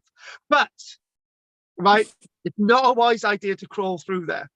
So again, looking at these images and trying to get an idea, but that's what you actually see today. And actually, that is not the mega stone circle that I actually thought, hence the sense of disappointment. Maybe I'm asking too much of the past. Maybe I'm asking the past to give me too much. But I don't like this idea that our past is altered and changed. You know, it's a bit like, you know, I'm going to say it. This is going to sound, you know, lots of people talk about the Holocaust, and they talk about, you know, there were only a few thousand people went to the camps, and that was it. That's all that died, when we've got a figure of 12 million, right? It's like changing history like that. You can get very angry about it, right? And I get very angry when the past has been deliberately changed, completely altered, physically altered. You can change the written history. For example, if somebody said, you know, Richard had severe scoliosis, so stopped him walking. Well, we've excavated his body and it didn't stop him walking, right? So we can change the written record. When you actually physically change the past is something that I've got a big problem with. And that's how they believed the site may have been, unfortunately, right, may have been with the hold stone at the angle that it is today on this illustration. So they've got a bit of a problem with that. But what we do find is it was a stone circle. And the other thing as well is there's lots of stone circles in Cornwall, and it very much fits in with that tradition. In fact, there are so many stone circles in Cornwall that I think on the Saturday when we were there, I think we had visited 3 stone circles before we'd gone anywhere, and I've never done that before. So, you know, again, obviously, like people's, but that's what it looks like from above. And that's not a stone circle anymore, it's an alignment. But the other stones there in the bottom corner actually show you that there was actually some kind of stone circle effect with this monument. But now that is completely wrong. It's altering the past, it's changing the past, and making the past to be something that it's not meant to be. And the other point as well, Peter made, and I'm going to say it is, you don't need a hole aligned up on a stone standing up to sort of have a fertility meaning. If they'd have just left it, then there may have been something more powerful to be seen, but we can't see that now. It's gone. That bit of the history has completely gone, has been that sort of sense of distortion. So if you moved that stone, if you moved that image a little bit, those 2 stones would go directly through that hole. Again, we've seen that. Again, more of this. And what we are going to do is, I'm well aware of times, 9:37. I deliberately decided not to go on a long subject, and I was going to do a lot more detail about not Bryn Celli, about Claudia Gares. So I aim to be finishing this by no later than 10 to 10. And then if anyone wants to say, right, about tonight, quickly do questions, and then those that want to do the questions, I'll have questions after. So what I'd like to do now is just a quick thing. I want to give you a preview of Avebury, right? This is an image of Avebury before, oh God, an archaeologist, a female, Alexander Keeler. There was an excavation by Alexander Keeler on the site, and this was about 1910, I think it was. But this illustration is 1900, right? You can clearly see there that there is an outer circle and there's loads of stones, right? And you can see one stone there, another stone, another indication of a circle. Those two stones in the central setting are massive stones. They're like 40, 50 tons upright. A stone there, right? Maybe a couple of stones there. There's another sort of stone circle here. This is how it looked in 1900. Two stones here, right? One stone there, and nothing else, right? After the excavations, after the re-erection of the stones from 1910, 1920, the aerial view of the site looks completely different. No, not that. There. Can you see the difference? Right. So let me just let me just get my bearings again. And let me get my bearings. Oh, right. Yeah. Right. Those stones there, right? These stones here are not on the original plan, right? This is on the south side. So if we go back to there, where are they? In other words, they've been re-erected. They've been replaced. They're not even on the plan. This is 1900, right? So now, when you go to the site, you see all these stones, many more stones, and those two stones are there. Those two stones are by the entrance. They're massive. They're huge. They're 40, 50 tons as well. But what we've got, let's count these stones in the middle circle. There's 5, right? And there's these stones here towards that building there that are little sort of a bit of a cove type thing. But again, that's another lecture, right? But we've got 5 stones there. Are those 5 stones? There's 2, because there's 5 stones shown, but those 2 are holes in the ground. 1, 2 holes, standing stone, hole, standing stone. So somebody's gone out their way and basically said, actually, what we're going to do, we're going to put these on the site, right? We're going to fill these holes. Look at the amount of stones there. And what Kathleen Keeler did, the stones that had been smashed up, she actually glued them together. So she rebuilt them.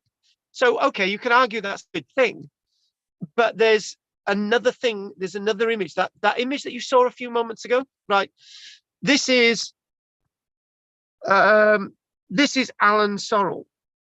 That's how Alan Sorrell believed the site looked like. Now, Alan Sorrell was a great draftsman. His work can be seen in publications by English Heritage, Scottish Heritage, Cadw, National Trust probably. And what he said, Alan Sorrell did reconstructions in the past. No airs and graces about it. He did reconstructions in the past. He was saying this is the way the past may have looked, right? And people have believed that this is how Avebury did look. In fact, the archaeology tells you the story. In fact, it's very likely all these stones on the left, well, most of these stones on the left-hand side never existed. We know that there were holes in the ground, but they never existed because they were never, ever erected. So that means that this reconstruction, it's an image of the past. So, and then you're up against, right, how do we rebuild the past if it never looked like this? So probably the answer is just leave it as it is, because in many ways we will never know. So again, back to what it says, Neolithic, a false picture. When we do a lecture about Avebury, it will be very, very deep, and it'll probably be a 2-week lecture, and it will be a lot in it, right? And you will come back to this and you'll think, actually, you know, that's really good stuff. I like what Kathleen Keeler was excavating before the reconstructions. Where was the avenue? At Avebury. Here we go. There it is. It's going down there. It's the West Kennett. That's Avenue. it. Yeah. The avenues and alleyways. Sorry, I was hoping Anne would sing with me on that one. But that's the West Kennett Avenue, and there was another avenue that actually, the other avenue was going, I think, on the left here. That was the Brockhampstead Avenue. That he's not actually showing it, because he probably thought that other avenue, we found a couple of stones to the other Brockhampstead Avenue, but was it an avenue that led all the way to Avebury? Was there 4 avenues? Whatever, but that's not shown on here. Alan Sorrell was a very good craftsman, but he wasn't saying that everything that he's saying is perfect. So what I'd like to do now, we're heading now 6 minutes of this lecture. Then those that want to leave after 6 minutes, get their questions ready, and they can go first. So, and then we'll have a little chit chat as we've been doing, a little sort of nice bonding thing. So these 2 sites that we've just done a moment ago, sort of this site here, Avebury, and this other site, right? My clock's even saying bedtime. We're going to basically mention this place called Barcloddy Garres, right? And Barcloddy Garres itself looked like that today. And to be honest with you, right, I hate it. If I had my way, right, I would take that mound off the site, because it's destroying the stones inside. It's rotting the stones inside, believe it or not, because it survived for thousands of years like this. That's what it looked like. It looked like this up until the time they put like this concrete dome on top of it. And the idea of putting the concrete dome on top of it is almost as if they want you to believe that actually it did look like this. And Cadw's reconstruction it looked like this. Wasn't there rune markings on the stones inside? Not rune markings. There were like chevron marks and various other things. Yeah, you are right, Pete. Yeah. But again, that's another lecture, Pete. But you are right. Okay, yeah. The point is, Pete, is that they say that the reason, well, no, they don't say it, Pete, right? An excuse for leaving the site like this is because they wanted to protect the carvings inside. But you can't protect the carvings inside when algae is building up on the stones and destroying the carvings, right? This is the problem when you start mucking around with history like this. In Scotland, what they would do is put a nice glass cabinet over the thing, and you can see the thing as it is. In China, they would put an aircraft hangar over the thing. It would look great, right? But that's the Chinese, right? And to be honest, there could have been so many other ways they could have done this, but they decided to put this concrete dome on it, which for me does not illustrate at all how the monument once looked. And for me, that's a great shame, because this is a spectacular monument. And Peter's right in what he said. There are actually carvings on these stones.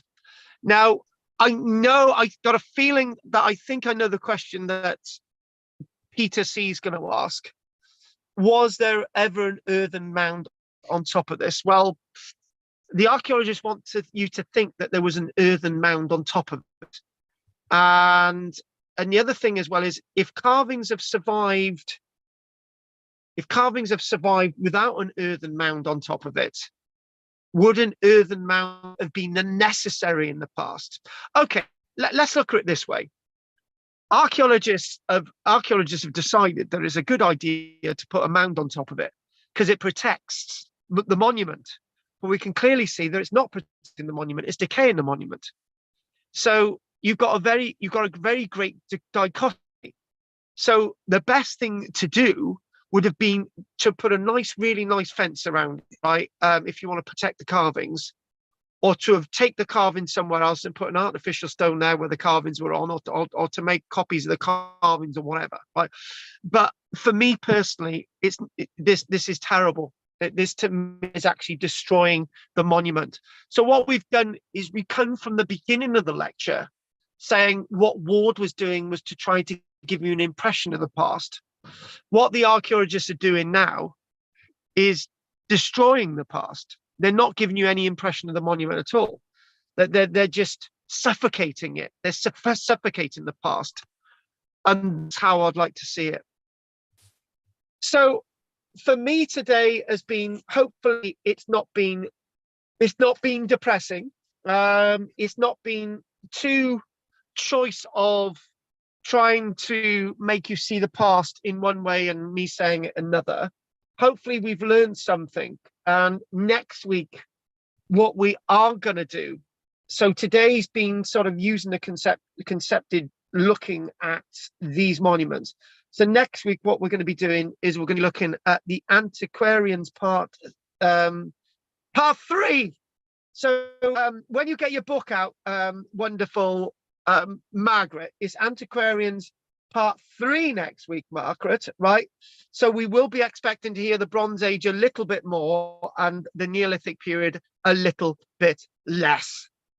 So it's smack on 9:50 now. So we're going to come off these images, and those that want to go before these questions, and I'm just going to, if you're one of those, David, then I'm going to ask if you've got any questions first. And anyone else who needs to go before, anyone that needs to go now needs to say now.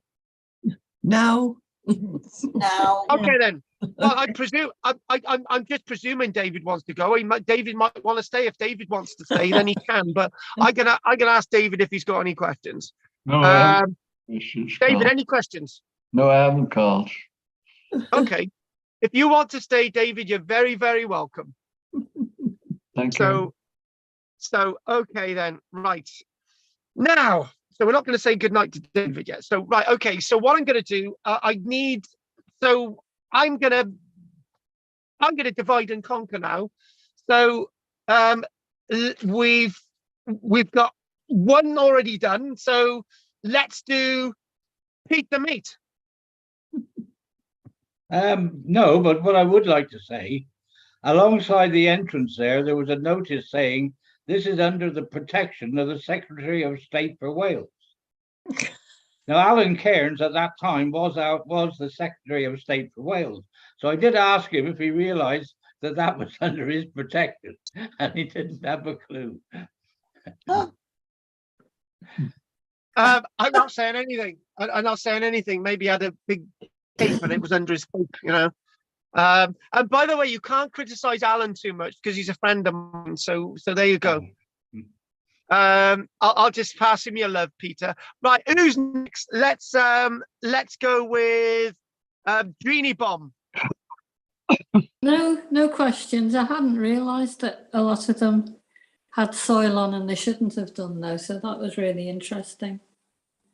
Do you know what I should do really is, as I'm going to go over to Margaret, I want to show you an image of Wayland Smithy, right? Because I think I promised that one.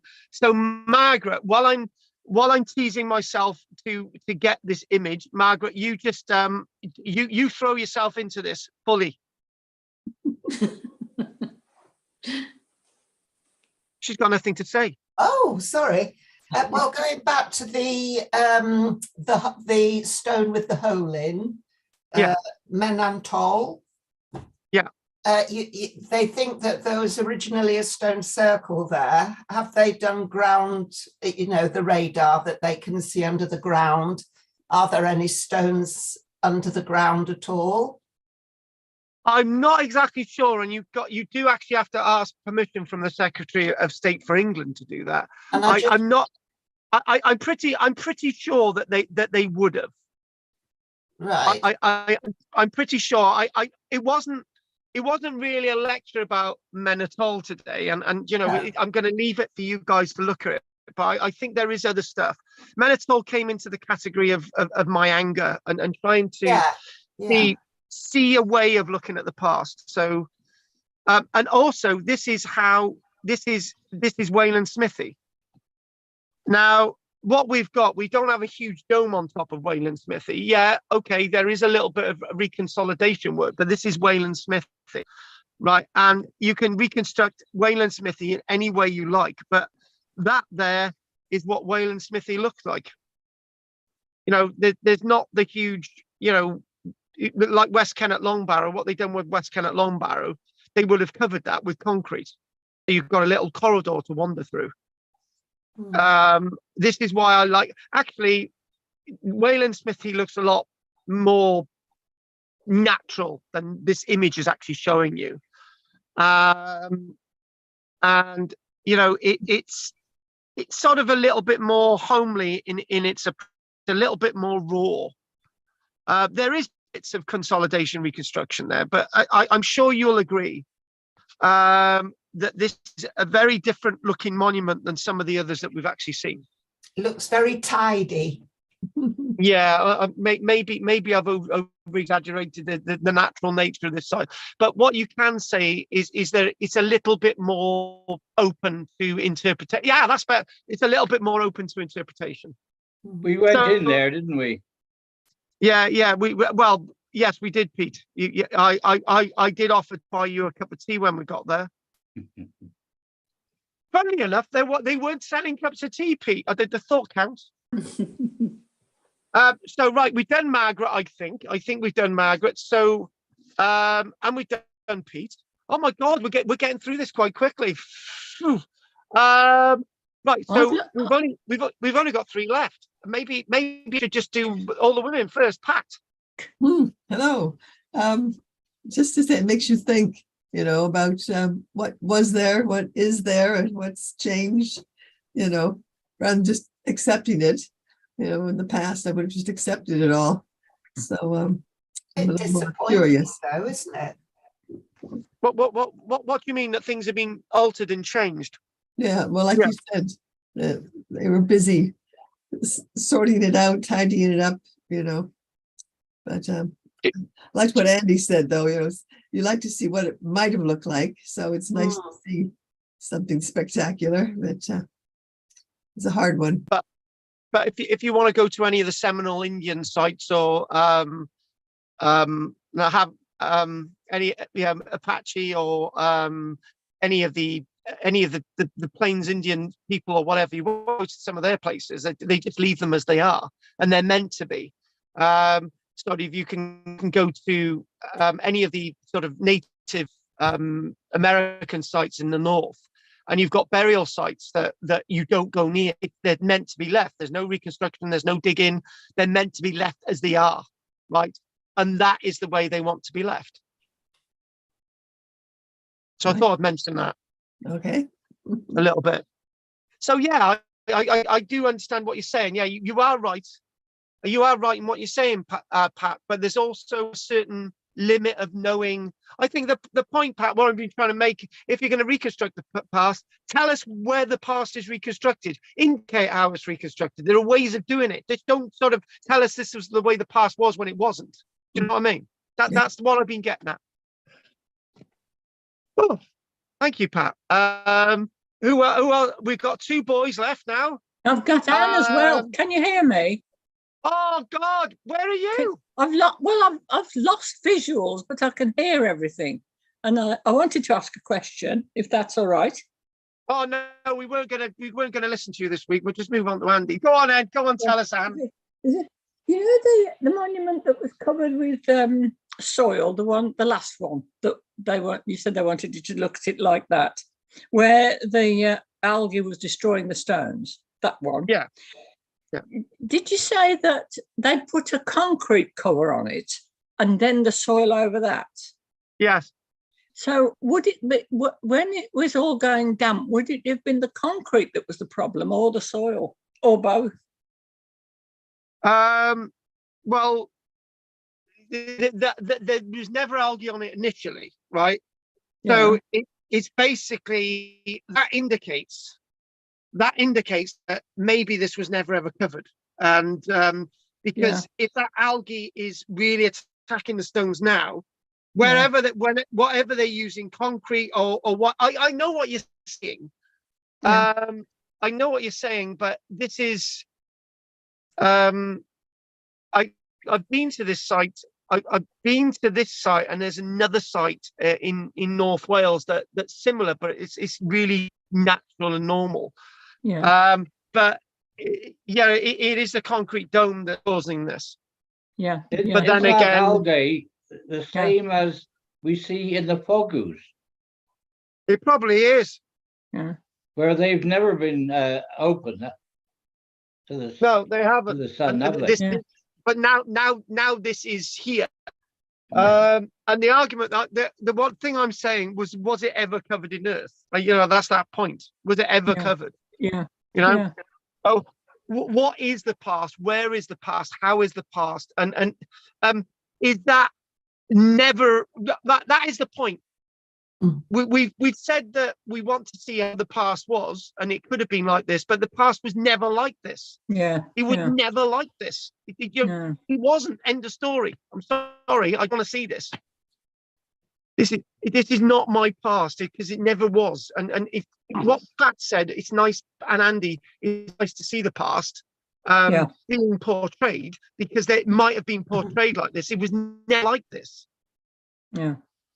Sorry to get so excited. Right. Okay. Is that you, Anne? Yes. Thank you. We've got to rush to the two boys. Margaret wants to say something. Go on, Margaret. Go for it. Well, I just read that the original long barrows were wooden structures, and the bodies were placed in these wooden structures, and then at a later date, the mounds were placed over the top at a special time of the year. That's in the James Dyer book, isn't it? Oh, no, I haven't got that book. Oh, right. It sounds like it's by James Dyer anyway. That's one of his things. Oh, you don't like him, do you? No, I do like James Dyer. I like the photographs, not what he says. It's a big difference. It's like I like watching Peter's images of his birds, but not him telling us about how much food he's feeding them and the expensive fat and stuff. I don't want to hear any of that. But okay, I'm talking nonsense. Right, Andy, go on, and then we'll end with Peter C. Yeah, I have. I've got three things. One that's unrelated that I'll leave to later. But firstly, it'd be nice to think that science would be able to tell us whether they were covered in soil. And I'm thinking now that actually it probably could, by soil analysis on a bacterial level, would be able to tell us whether they were. So that should be able to be answered fairly soon, that one. And secondly, you say that these were, like the North American Plains Indians burial grounds were meant to be left, which clearly they were, because that's what they tell us that. But we don't know that the burial mounds were, because they were sometimes repositories for bones and things that ancestors may well have gone in to spend time with and talk to their ancestors and all the rest of it, as we know. So they may not meant to have been left alone. They may want to be visited. They may be popular places at one time. There's, again, that's another way of seeing how the past should be divided. Andy, you're right. I didn't do a lecture about the archaeology of Tinkinswood, but I would have said that evidence at Tinkinswood burial chamber tells us that the burial chamber was open even into the medieval period. So people are still going there, visiting it, and putting medieval cups and stuff in there. So it's just and obviously by the medieval period, the bones that are in there are so many generations away that they're probably nothing to do with the people visiting the site, but these people are visiting the site for another reason. Well, we have many periods, don't we, in our culture where we use holes into the grounds, whether they be caves or man-made waters, as portals to the underworld. You know, we haven't always believed there's an underworld, but sometimes we do. So, do you know what I was? I don't know what it was. I was having a conversation with a group of people the other day that I was saying, well, you know, death is part of life. It's a that process. In embrace death. And I was talking like this, and I was thinking, yeah, this must be really freakish to these, but this is what some people believe, and it's like, well, you know, there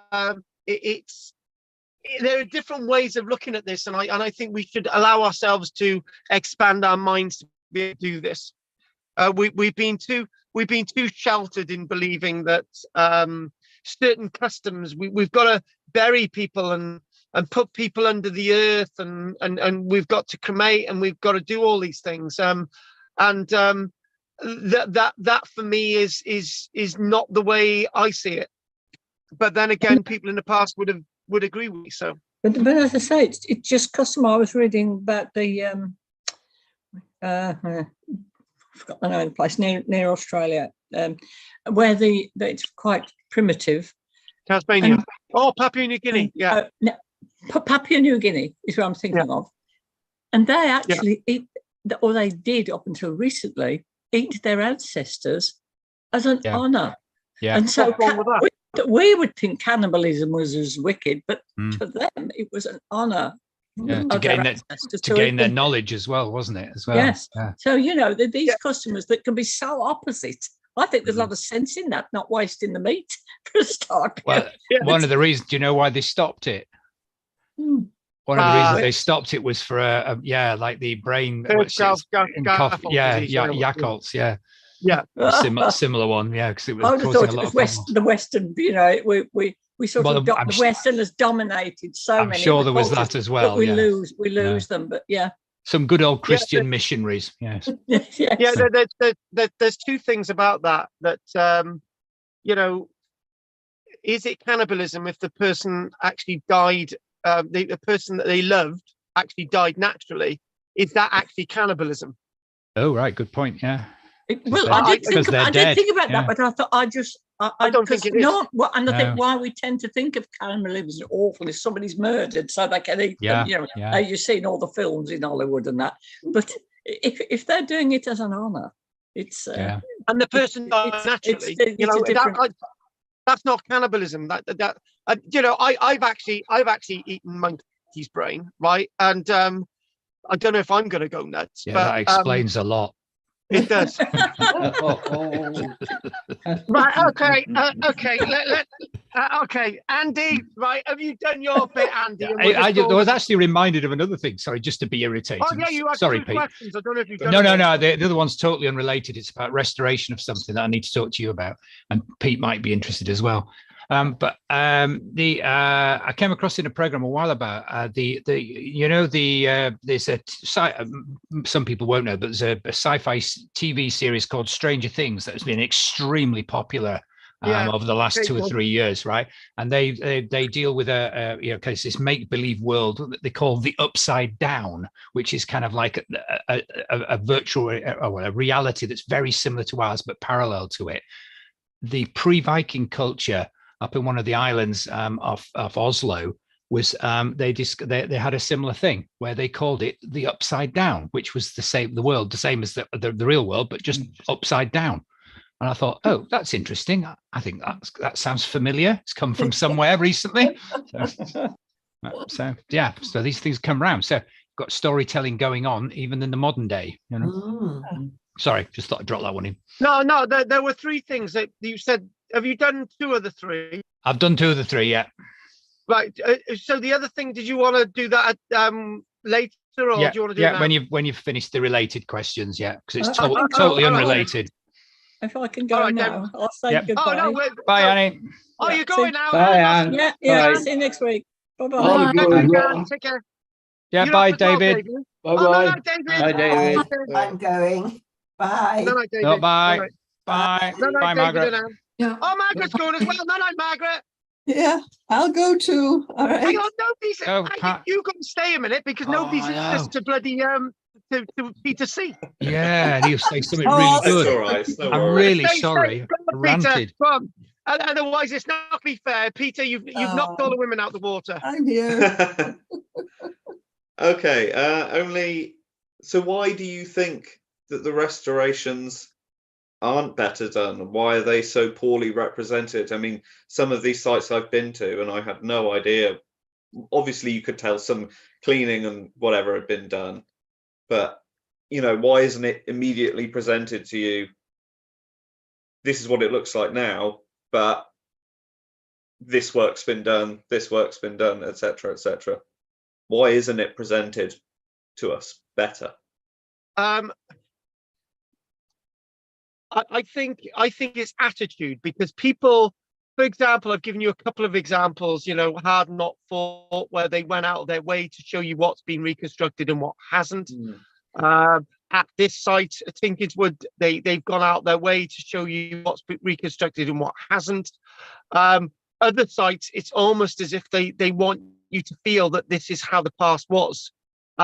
It's almost as if we're coming across the mindsets. And I think it's dangerous that we've got one mindset saying this is how it was. You've got no other way. This is how it was, and that is dangerous. It's not. I think it's and it's a lazy way as well. It's a very, very lazy way of showing us the past. I was working on an archaeological site, and there was this really nice chap. I got on well with him. He was called Miguel, like everybody else in Spain, right? And I met another.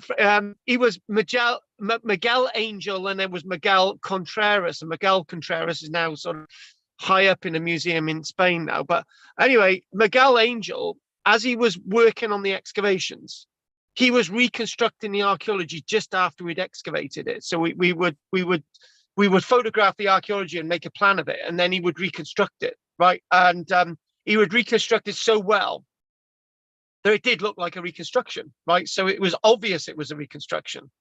But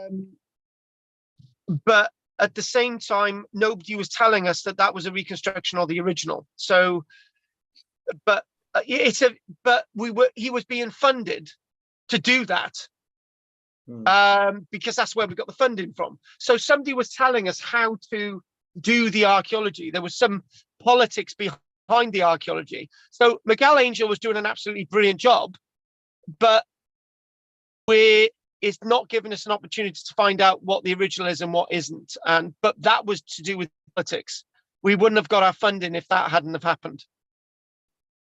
So there's an answer to the question there. There's also a fairly legitimate argument that the destruction, collapse, and messing about is also part of its archaeology and its history. Yes. Disappointing exactly. For everybody else who wants to see what it looked like for real, but basically too many sites, places like Samarkand, places like the Indus Valley sites, Harappa, and all these sites, they were excavated by really good archaeologists, but then were left open to the elements afterwards. And the problem is, that's the problem. Stonehenge is a good example as well, isn't it? It's been going for 2,000 years of various developments and stages. Which, if you're going to restore it, what are you going to restore it to? Which one and why? Do we restore the restoration to the restoration that there was the restoration? Or do we build 5 of them at different stages all around each other and spoil the landscape that it lives in? Yeah.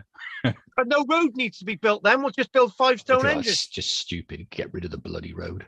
Did it ever have any earth over it, Stonehenge? Well, it might have done. Yeah. It might have done. Yeah. There may have been a roof on it. So look, Pat, if you want to go, you can go. Thank you. Well, good night, all. Good night, Pat. Good to see you. Good night, Pat. See you next week. Good night. Good night, Pat. See you next week. It's been a delight as ever. See you next week, Pat. Night. Right. Don't know if you can see this. Right. this is what I want I want your expertise on. Right, I know exactly what it is. It's a steel bolt. It's a keel bolt out of our 110-year-old ship, right? This is it's about half an inch thick. That's what it should look like. That's the important end. You can see it's about 6 millimeters thick here. So it's going out, but I want to preserve it. It's quite corroded on the outside and gone. What would you recommend I corrode it? I preserve it with? Right. The first thing is, Andy, you need to get that in the oven. Right. Okay. Yeah. Dry it out completely. Yeah. No, that's the first thing. You need to get it in the oven and dry it out, and then. What sort of temperature? As hot as it can go. Yeah, but then it will get a little bit brittle. But when you take it out, that's when you need to start to treat it straight away, right?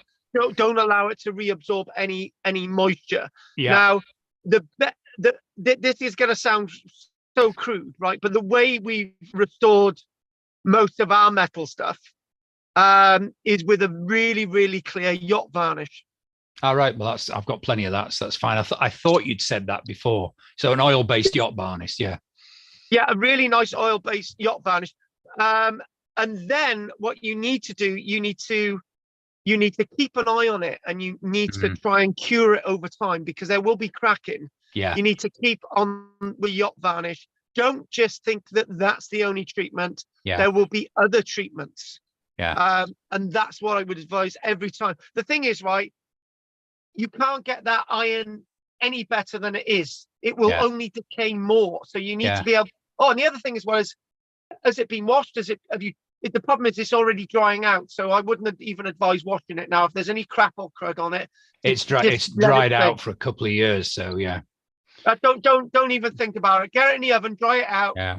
Get it out of the oven, put it on a tray, and then varnish it straight away. Not obviously let it cool for a couple of minutes, but varnish it straight away.